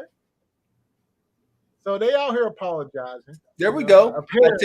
I tell you what, and that's why y'all over here. Because if y'all ain't no way hell y'all gonna deal with the shit we saying. Y'all be way too triggered. If y'all this chat a little bit more conscious, a little bit red pill. Because other than that, you'd be triggered. Like if this conversation was going on during my work hours or something like that, I had to take this bitch in the attic. Boy, as soon as I would have got fired. I would have got fired or something. I had to take this conference on the roof. That's true. So like Third Eye, I said, you got the good girls over here. That is true. That's right. So we're going to finish mining through this video and see what else we got here. Instagram posts. It doesn't scream Christianity, but I'll leave that alone for another discussion. I'm only here to talk about somebody's problem with Sierra, and it's not mine. I don't care that she's with Russell Wilson or not, but black women, many on black Twitter, have a problem with Sierra. Now, Sierra posted this particular video in which we cannot play the music. And the video on Twitter says, "Positive affirmation, speaking life into myself, hashtag the girls." And of course, there are some lyrics that say, "This is for the girls that don't need no man. Get your money, sis." Things like that, right? This is for my single girls that don't need no man. Get that bag, girl. This is the song. This is her latest single. This is Sierra. This is Sierra telling women, you don't need no man. Get that bag, sis. There you go. And you know what? This is beautiful. I got a theory that sister code, this sister code that she displaying is 100% self-destructive. And it's like a Trojan horse. Why in the world would a happily married woman be telling all her peers and her minions that be single and get your bag and be a boss CEO chick whenever she over here wholeheartedly submitting to a man the way she should be and reaping the benefits of that? Why would she do this? She's in his mansion as we speak doing this. It's destructive. Y'all, sister code needs to go away. It's a ruse. It's sick hoodoo. It don't help y'all. Single women keep women single, and now we got married women trying to keep single women single. What are we doing here? What are we doing? Are women that catty that they just like, you know what? I see my girl over here all big, fat, and blowed out. You beautiful, sis. You got it. You good. Oh, you single. I'm married. You good. You don't need no man. You boss chick, CEO. You independent. Is that not like, that's like a Trojan horse? How are these women your friend? How are you looking up to these women? This is nuts. Well, if every woman was happily married, how much weight would Sierra carry at that moment if everybody had what she had? So, of course, she want to keep them single. It makes her look more grand, if you will. What's your take, Mike? First, I'm going to say, if I see them boots one more fucking time, man, I'm going to lose my shit, yo. God damn, man. What the fuck is going on? We been living in the fucking Twilight Zone, man. This shit's retarded, yo. Yes, fucking sir. Super Mario boots and shit, man. But anyway, she's doing the same shit Beyonce did. All the single ladies, but she's married to Jay-Z. You know what I'm saying? So that right there is just delusional in its outright sense. And it's why the population, the regular population should not be listening to folks. Celebrities, man, that is a whole fantasy world out there, man. You know what I'm saying? She's telling get your own bag, single ladies, but married to a man. And then her history has always been going up market to high value dudes because she know deep down instinctively, because she's older now, that if she leaves Russ, that's a wrap, son. Like it's over. If her and Russ will break up, good luck, Chuck, baby. It's you and your kids. You know what I'm saying? And you ain't gonna have no man, and that's when she gonna take that nigga to court and get half his shit. You know that's just what I wanted to touch on. She have 3 kids. They got 3 of them things right now. Why is this situation for Russ really not ideal? And why, even playing stepdaddy to Sierra and her acting like this in social media, shaking that thing and doing her dances, still to this day, and I only know because it's in social media, that Future will still reference sexual acts with Sierra. Do you not understand, man, can have peace with that going on? Yeah, I'm saying, come on, man. Y'all got, if I'm sitting here riding in my Maybach with my boys, having a good time, and that Future come on, and now y'all all looking at me because he talking about, somebody come on, man. Oh, here we go, Willie. We can get more granular. You got to get more granular. Russell is still a football player. He in the locker room, Mike, as you know. They get to throwing some Future on during practice or something, and his boys in there reciting the lyrics. Come on, this can get bad real fast.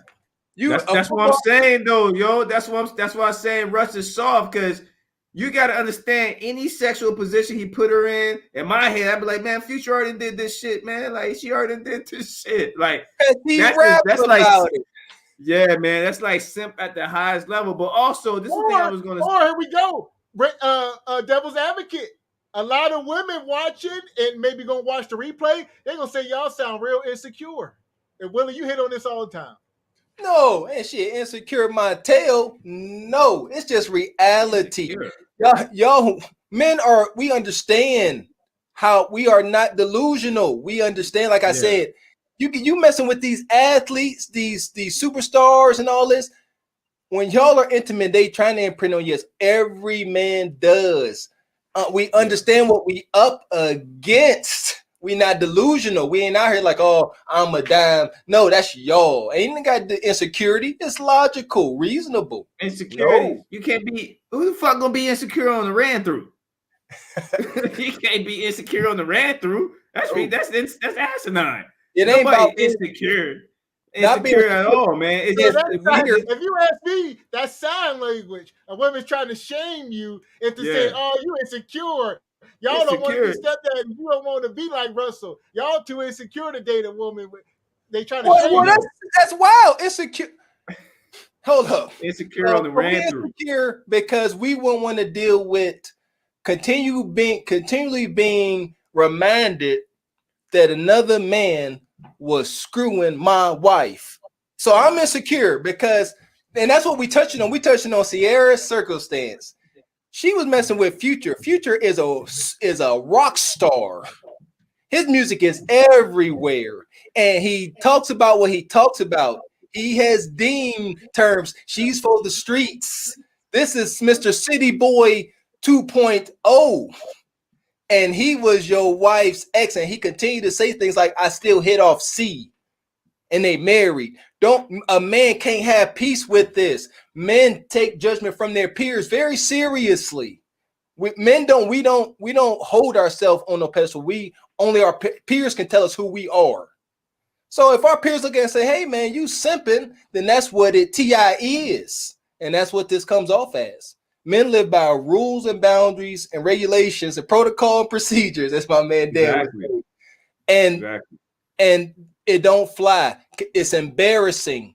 A man's honor, manhood is fragile. Got to be held tight. And I can't be saying here, no NFL superstar. And I'm gonna keep saying in my Maybach with my boys, we having a good time off season, drinking, whatever. And this song come on outside the locker room because that's just atomic. Because testosterone is high as ever. That's violence. So I'm gonna put this, in the Maybach, and now this song come on, my day ruined.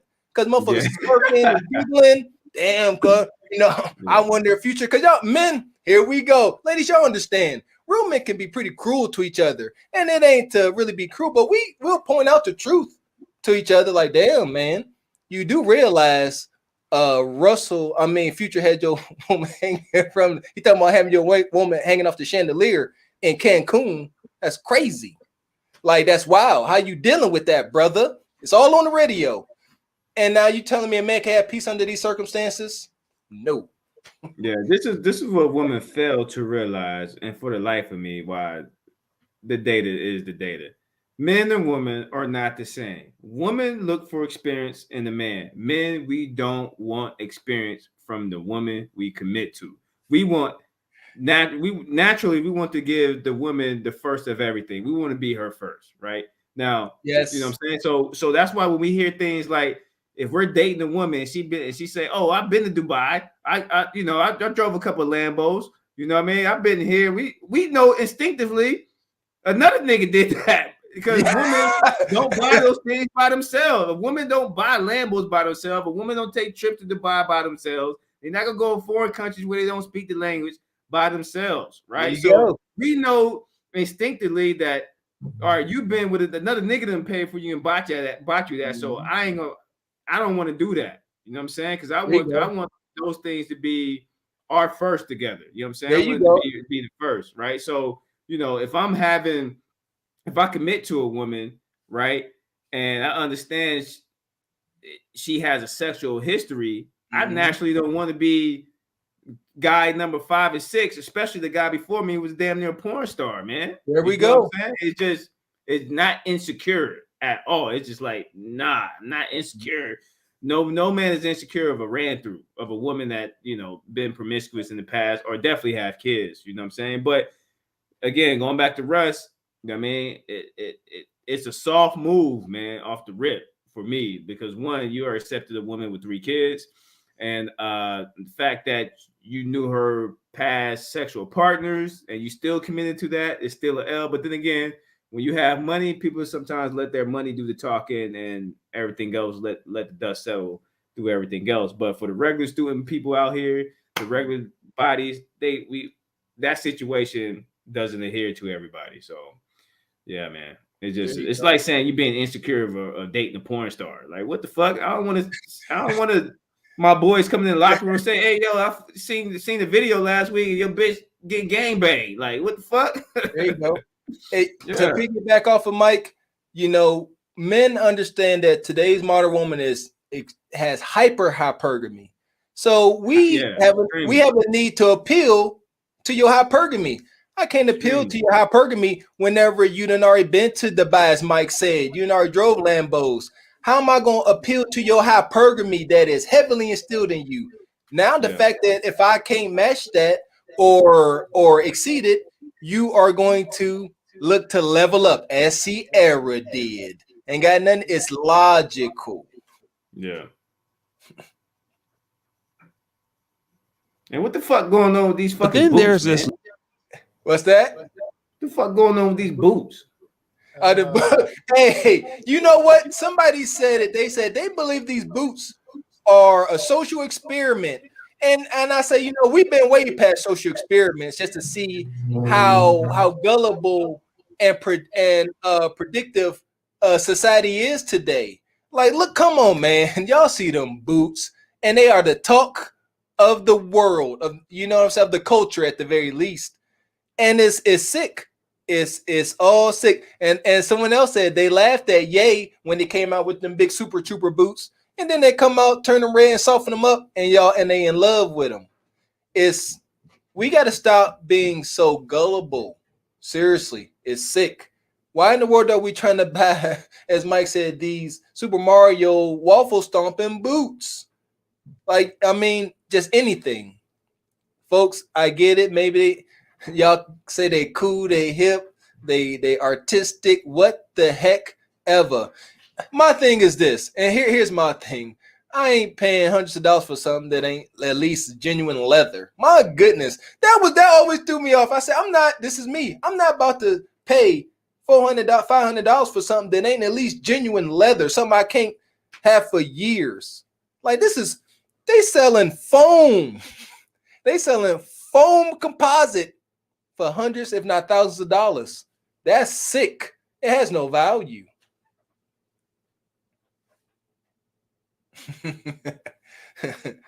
The Mickey Mouse Clubhouse shoes, man, is crazy. Right. But then there's this lady, Mama T, which is on Twitter known as Mamas at Home. She says this: angry music. This is for the girls that don't need no man. While standing in your man's house, living in luxury with his money is crazy. Then she also says this: angry music. By no means is she broke on her own. But please, let's stop the cap. These women be selling y'all wolf tickets and then going home to their husbands. Can I get a ooh sound effect?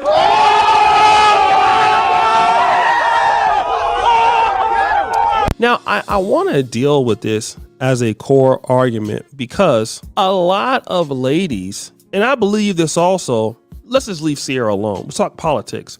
A lot of the policies that are geared to help single moms, especially in the urban communities, let's be more niche here. Let's talk about African American communities. The policies that are handed down to them as a voting block, it's handed to them by Democratic senators who usually are married. That's the truth. Most of which who would never want their kids going to school with your kids. All right. And the reality is that the women that Sierra is trying to, or who wants to listen to Sierra, they are single moms, just like her.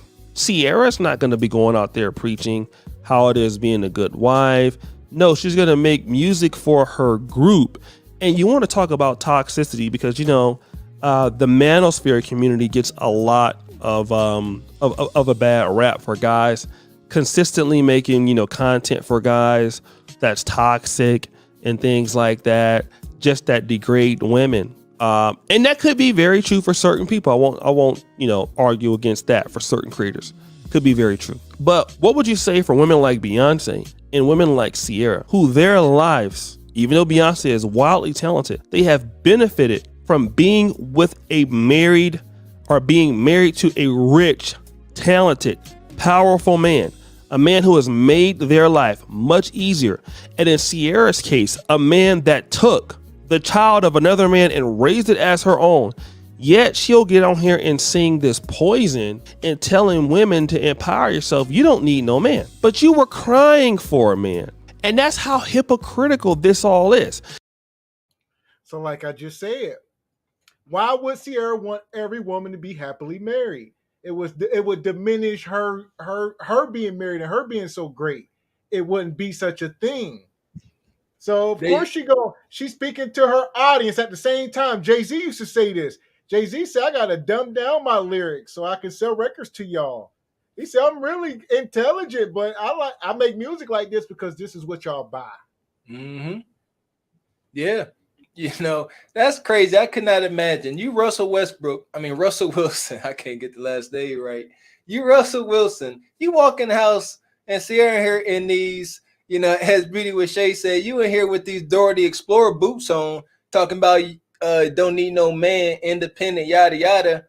I'm like, oh, what's this song about? What's on your heart that made you sing this? But as Gavin said, these entertainers know what move on the shelf or what move through via iTunes or whatever. And so they just giving y'all what y'all like, as all social media does. And there we go.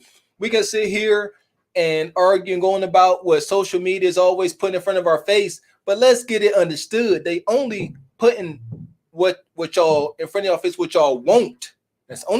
They know what y'all want. There's a whole algorithm. They say, oh, this is what they like. This is what they like looking at. Throw that out there. More and more of it. So the only thing social media shows you folks is what you're demanding. So y'all demand this type of stuff. And that's why married women like Ciara and Beyonce continue to put it out because y'all like it. So Mike, why can't Ciara come out and make an album about being a submissive wife or something like that? Why can't she talk about that kind of stuff? It's not conducive to the mainstream, man. It doesn't sell. You know what I'm That's saying? all. When you sitting at the table, when you sitting at the round table with the people the decision makers who really make the decision and push out the albums and push out the branding and stuff like that, like it's strategic. You know what I mean? We got to cater to the base. The base is single moms, right? Who's gonna buy that shit? You know what I mean? Those people, right? That demographic of people is going to increase ticket sales. So we got to go on tour. We got to make sure we're in those cities with those single moms and shit like that, right? So it doesn't go with the messaging in terms of what society, right? So society is women are not held accountable.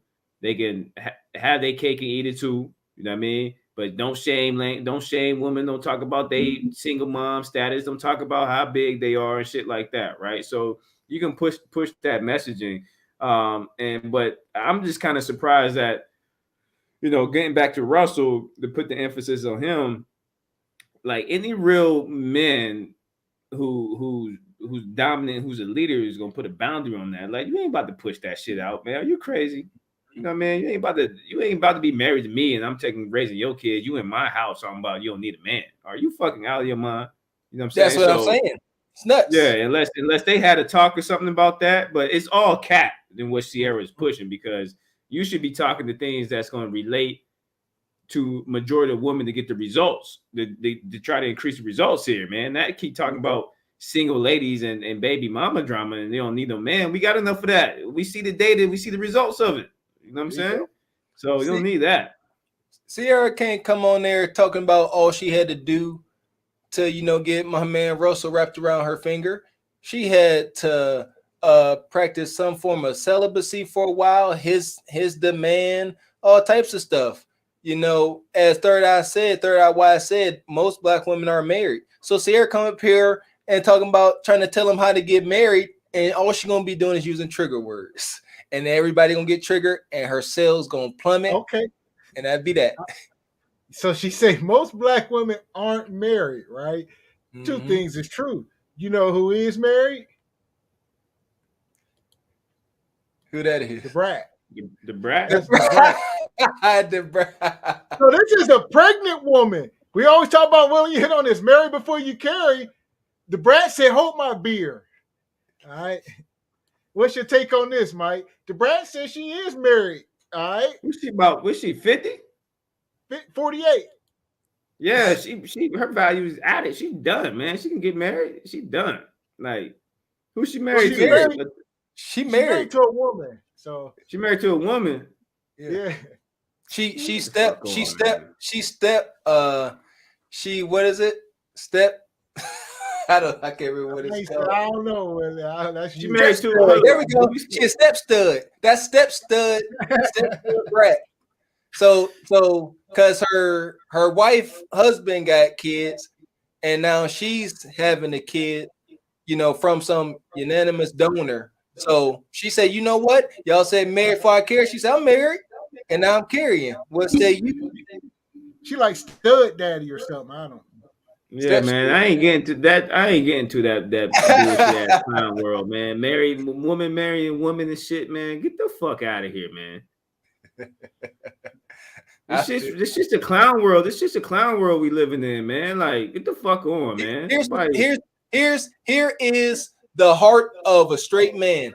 I give you this example. Give me 2 islands. Give me one island with a straight couple, and give me another island with whatever an alphabet couple. I come back in 100 years and I see where there's life. You understand? We here to procreate. All you Christians out there know what we here to procreate. We here to expand and be fruitful. All that. That's just plain and simple. So a straight man really have a hard time understanding the structure of the alphabet community whenever we live under these kind of fire and brimstone rules. And plain and simple, we here to create life and continue to grow. If give me an island full of alphabet people, and then give me an island full of straight people, and life will continue on one island, and life will cease to exist on the other, unless they start doing test tube, wild science procedures over there and creating stuff. But have at it. We're going to see, as I love to say, time will always tell whether or not these decisions we are making are right or wrong. And we all know that society ain't exactly heading in the right direction. Hence, we up here talking all this mess. This should be a big clue.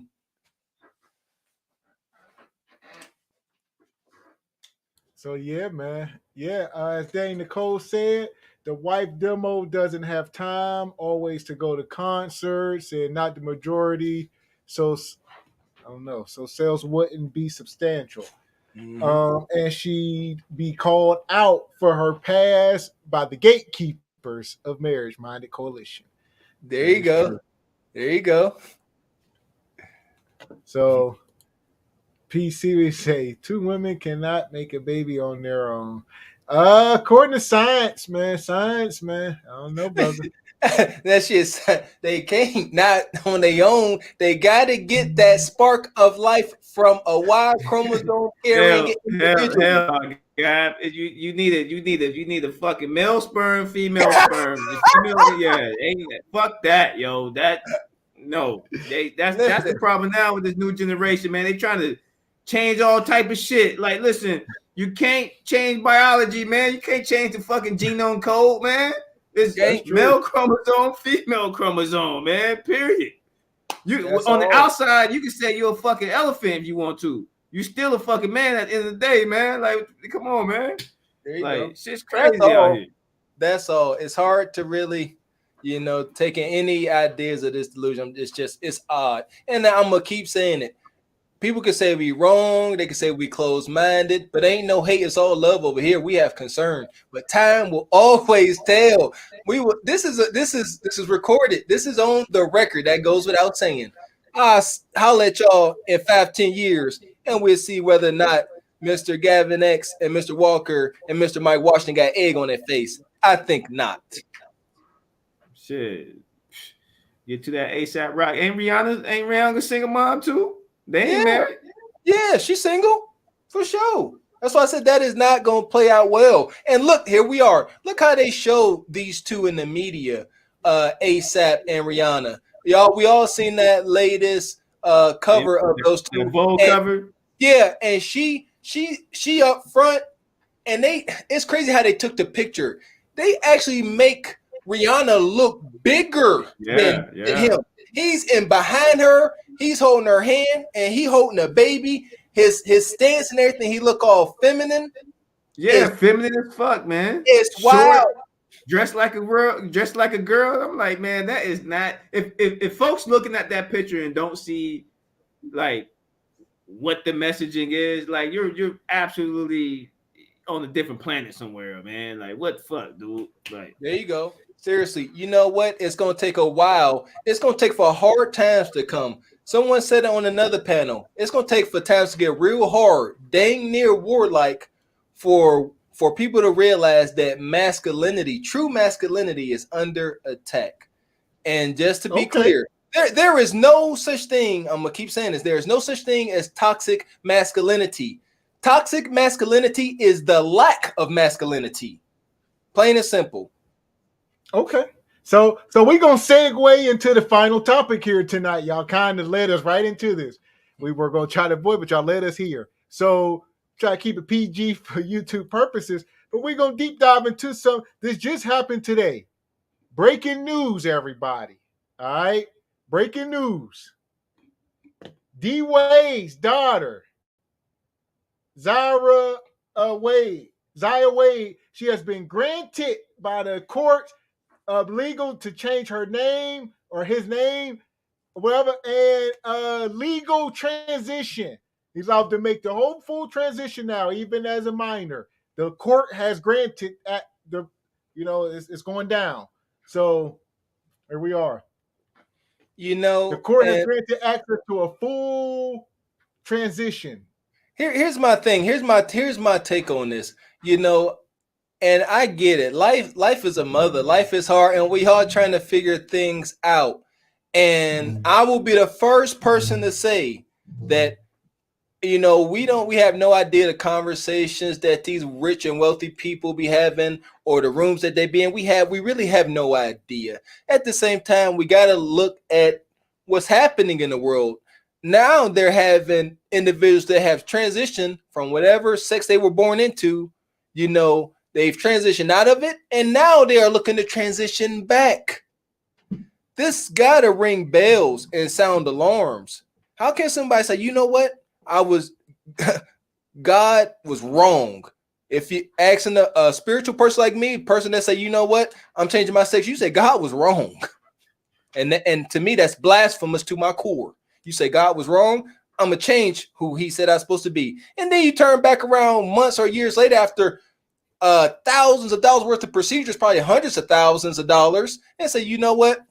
I thought I wanted to turn my weenie into a vagina, but now I want to turn it back out again. What are we doing? Seriously, this is wild. So now this kid, this young man, under today's social construct, he can change himself into a damn jar of mayonnaise, I guess, if he sees fit. And I know that may sound weird, but understand, you can legally change your identification to mayonnaise. So I ain't even exaggerating on that. You can look that up. There's like over 72 registered sexes, and the jar of mayonnaise is one of them. Y'all, when I tell y'all people ain't taking us serious no more, I'm serious. They're not. You could be a jar of mayonnaise. You could be a cat, dog. You could be a hyphen. You could be an identifiable object. Look it up. And you can register this, and people, I guarantee you could go to some parts of San Francisco and you go ahead and not call that jar of mayonnaise a jar of mayonnaise, and you'll be sued for thousands of dollars. That is true. Like you said, straight like that. So, like you said, just want to get your take on it, Mike. If you got any take about the court granting access to name and full gender change for D Wade's daughter. The court says okay. Go ahead, do what you want. Hold on, let me unmute you. Yeah, hey, I started laughing because Willie, you beat me to the point. I was going to touch on there. There's actually states that already passed a ruling in terms of the name change, man. Like, you don't call these motherfuckers by jar of mayonnaise. I can lose my motherfucking job over that shit, man. That is the most craziest shit ever, man. Like, it is absolutely baffling to me, man. It's like, man, we are living in the fucking twilight zone, man. It's crazy to me. Like, the psychology behind the thinking, right? And to have parents, again, I'm not gonna get into Dwayne Wade parenting situation because I don't know the upbringing and shit like that. But I just from what I see, the shit's soft. It's soft as hell, man. It's soft as hell. And for me, from a man, right, it's just there was no structure there. There is no guidance there. You know what I'm saying? Because a man who has a seed, especially a boy, don't want his boy becoming a girl, dog. Like That's man. always like, an L. You might that's always an L. A straight come, yeah. I know I may sound foolish for saying this, but please have some compassion for the straight man and that strong Y chromosome and this testosterone. It is an L for a straight man to have a son, and that son say, you know what, I like boys. Obviously, I've never been in that situation, and blessings and mercy to anyone that has been. But man, that is just an L. That's an I, because when you come into your manhood, I can't help you. I don't know what to tell. I can't tell you how to talk to no dude. I ain't gonna do it. I still love you, care for you. You know, don't want no harm come to you. Ain't gonna shun you. Ain't gonna abandon you. Ain't gonna show you no hate. At the same time, there's gonna be a disconnect because you can't come here and tell me, you know, what you was doing with your boyfriend. You can't tell me what concerns you got, but you can tell me about all concerns you got with your girlfriend and stuff like that. I can help you there. You understand? So we can't act like whenever so my man PC 76 said he would have went Old Testament and whipped it out of him. Is that an option, Mr. Walker? hey, somebody made a TikTok about this. They said, look, if we were to put the whippings on our kids that we received, we'll be up under Guantanamo Bay in no time. Please, just can't do it. Can't do it. It ain't the same. We all know our grandma, mama, whoever, auntie done whooped the voice out of our cry. We done been beat, woke up with lashes, all that. Can't do it. You simply can't do it. Because want to know why? You know what? I hate to do it, but a lot of this stuff is systematic. It is. Whether it's the food, the hormones, as American people, we're fighting against a lot of evils, the stuff. And so I want to say a lot of stuff ain't our fault, but it's our responsibility. I don't know why this stuff is happening, but it just is what it is, man. And it's bad, but no, you can't beat the kids. You can't, you'll go to jail. We need y'all free. Don't go to jail. Yeah, man. It's again, it's psychological, man. And then for D Wade, man, to have those conversations to what you touched on, Willie. I mean, I know deep down inside, he like, yo, what the fuck, yo? You know what I'm saying? That when his son, daughter get older, he talking about, hey, dad, I'm dating this man and shit, and asking them some very sensitive questions about sex, or especially when it comes to marriage and shit. You kind of like, yo, I ain't even trying to dip into that one, man. God damn, yo. Like, well, here we go. If I don't want to say we all know, but for the most part, we're kind of aware of the kind of masculine dominant woman that Gabrielle Union is. All right. Yeah. So, you know what, Mike, I want to say, you know, brother like D Wade may not necessarily have given so much pushback, because that woman there, if you look, she's been typecasted, and I believe in all of her shows and movies, that's who she is. And I want to say he didn't give much pushback, and that is the burden of a man. We must be disagreeable for safety. So you come with something that's not gonna, we can't prove it's gonna be beneficial to the group. We must say, hold up, we got to talk about this, discuss this in detail. But I don't think Brother Wade is in any position to do that with his significant other there. I believe she wear the pants, and you know, social media paints that to be true. So, you know, who am I to say otherwise? So Third Out Wise says his hands are tied. The kid made out his family business. See? PC76 says this must start off early in childhood. This is on the parents. So we got a lot of polarizing opinions. They gotta do what they gotta do. These are rich folks. So the problem is there's regular people, poor people who's observing this, and their children are trying to follow this path. And that's where it started getting dicey because unfortunately, D Wade and his son or daughter, they're role models, whether they like it or not, and people, look up to them for whatever reason. So, because here we go. This is what, and I've said this before, this is what every modern woman wants. They want this mystical beta male provider that is D Wade. That's what they want. They want so real quick, Willie, let me pose this question to you. Third Eye Wise said his hands are tied, right?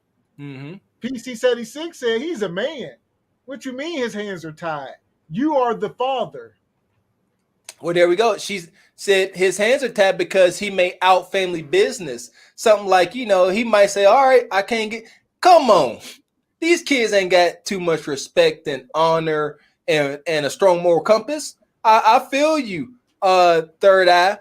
That Zendaya, whatever it is, right? Hey. The child may say, well, if y'all don't do this, I'm going to tell the news and media that mommy be pegging you, Wade.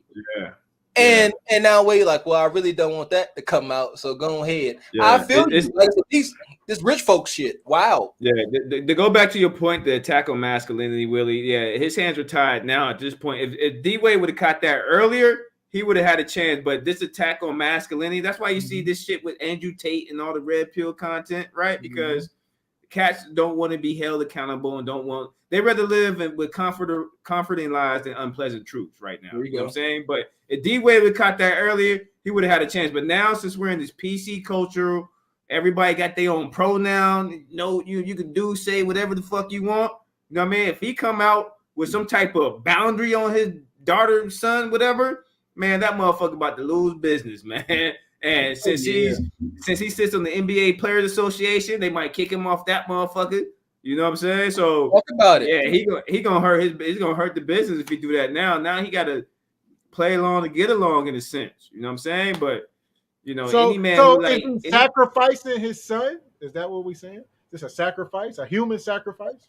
Your conspiracy theorists would probably lean that way, but no, stuff like this. If I can try to be more understanding, less critical, as I said before, a lot of these things I don't think necessarily our fault. We're dealing with a lot of factors here. As far as how did this come to be? How did this little boy say I want to be a girl? We all know that we're dealing with heightened levels of soy and lower and historically lower levels of testosterone.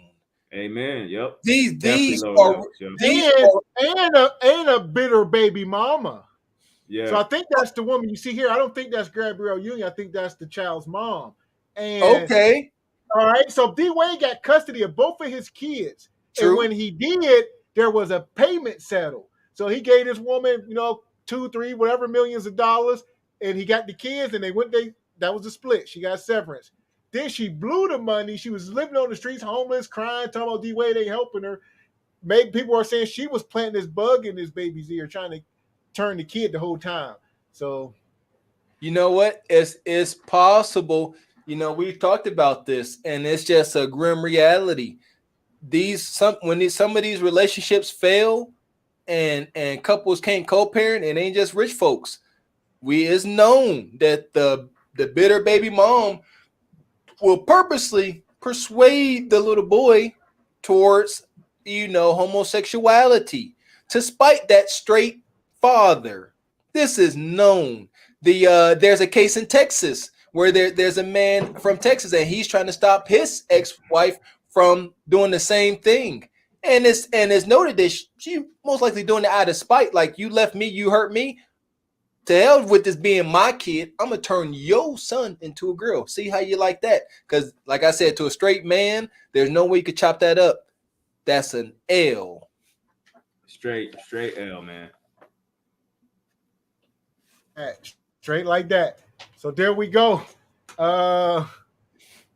Like Third Eye Wise is saying, the kids leaning more into Gabrielle in the picture I'm sure D Wade was left out of a lot of conversations. I'm sure between Gabrielle and his mom, they were encouraging whatever he wanted to do, and was probably not only, you know what I mean, accepting and encouraging it, but they were coming up with some of these ideas. Maybe, who knows? There you go. You know, that's another world that we ain't living in. A lot of money and stuff. And I tell you as what, Third Eye, as PC said, I could care less. You know, I'm going to lose funds to get my family right, which is my goal, or am I wrong? no, you got to have some type of moral grounding. And as you said, Gav, you know, this Wade was left out of a lot of conversations. And one thing we're learning by the content that we share, you know, we may think these situations be grim, but they be even more grim.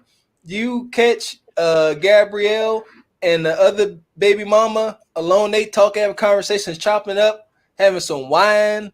Them two end up messing around with each other. They all wild like that. Ain't many lines that don't cross. So if you ask me, Gabrielle done slept with the baby mama before. Here we go. What was I got to say? I wanted to put a disclaimer on now. I want people running with that. Yeah, Probably. yeah. Probably. That's what my crazy self That's thinks. just Mr. Walker's thoughts, all right? That's all, people. Don't get upset. The probability yeah, of it is high. Very high. So here we are. Tonight we hit on it. The regrets. Children out of wedlock. The modern woman regrets. So final thoughts tonight. Mike, will get you in here. Can single moms make it on their own without a man? Or do they have regrets? Or can they do it? No, not at all. Let me just run off some stats here, and then people can make up their mind why single mothers are a detriment to society. 69% of Black single moms, there are 69% of single moms who come from the African American community. 23% of single moms is the highest in the world. So the nation, right? 23%, which is the highest in the world. All right, there's a 22 Census Bureau that came out that, out of 11 million single parents' homes under the age of 18, 80% of them was single moms, right?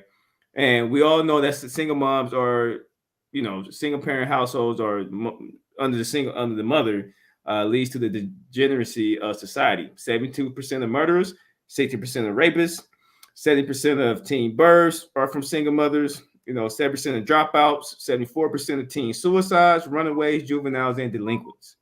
So those are just hard statistics in which you can look up at the CDC. So, it's a very, very detriment to society of being a single mother home. So I think we have to peel layers back to understand why nuclear family is so important, why traditional values have been tried and tested throughout centuries, and why we got to get back to that.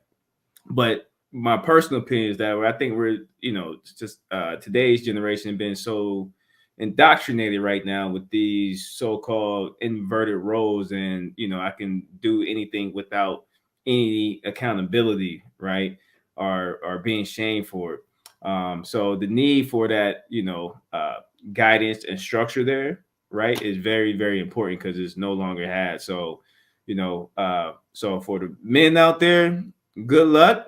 There are some who want to date single moms. I know me personally, that's a L. That's a hard boundary. You're a single mom, you're gonna be recreational use only. Period. Right.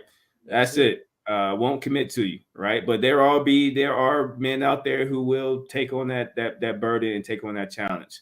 But I just wanted to throw some stats out there because I'm not trying to be a catalyst for change, because I think that's so far gone. But I am going to advise the men out there who understand their money, energy, attention, and time, and their worth is to be valued, because there is power in walking away from something that you don't deem necessary for you. So just want to leave that out there. With those stats, Mike, we can't be blind to the fact that obviously single moms, there are no men in the household. So that just goes to show just how important, as we always preach, that there are respectable men in the household. And from the video we showed before of a group of young, beautiful sisters being interviewed back in 1986, and they were asked, about being single moms, and unanimously the lady said, I don't need to get married. I don't need, a man to help take care of my kids. The one sister who went as far as to say, why in the world would I be with a man and I got these kids? I already got 2 or 3 kids. What I'm going to do with him? So it is that twisted mentality, which I deem as Chernobyl on the Black community, that says you don't need a man. And here we are with these statistics that Mike just rattled off.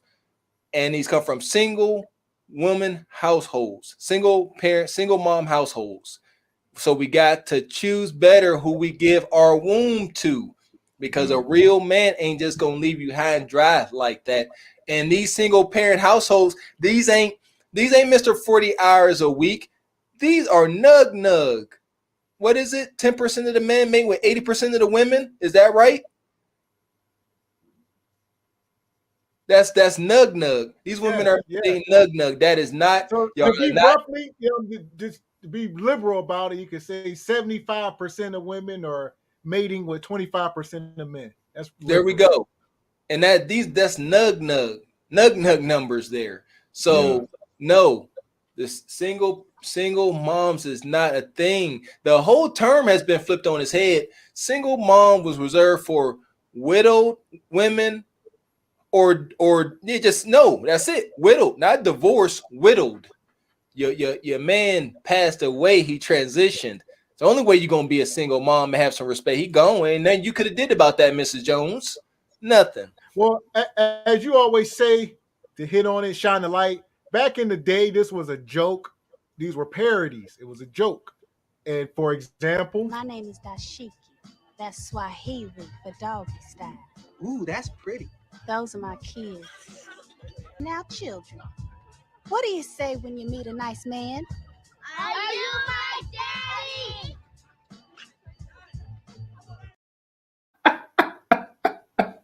So we all grew up during that era, and we thought that was going to be the end of the single mom era. We thought they were shining the light on it back then. They were trying to show you this is a joke. Don't become this. But it seemed like we have magnified this times 100. So we got to understand where we come from and where we're going.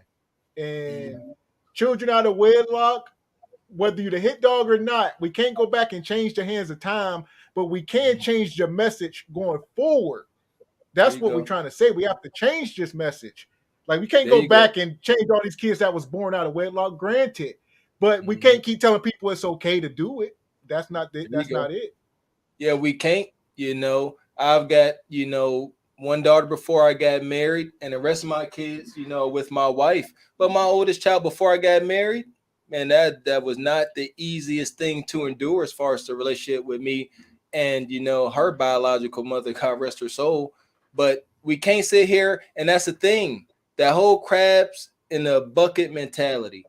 It's nothing wrong. We should be.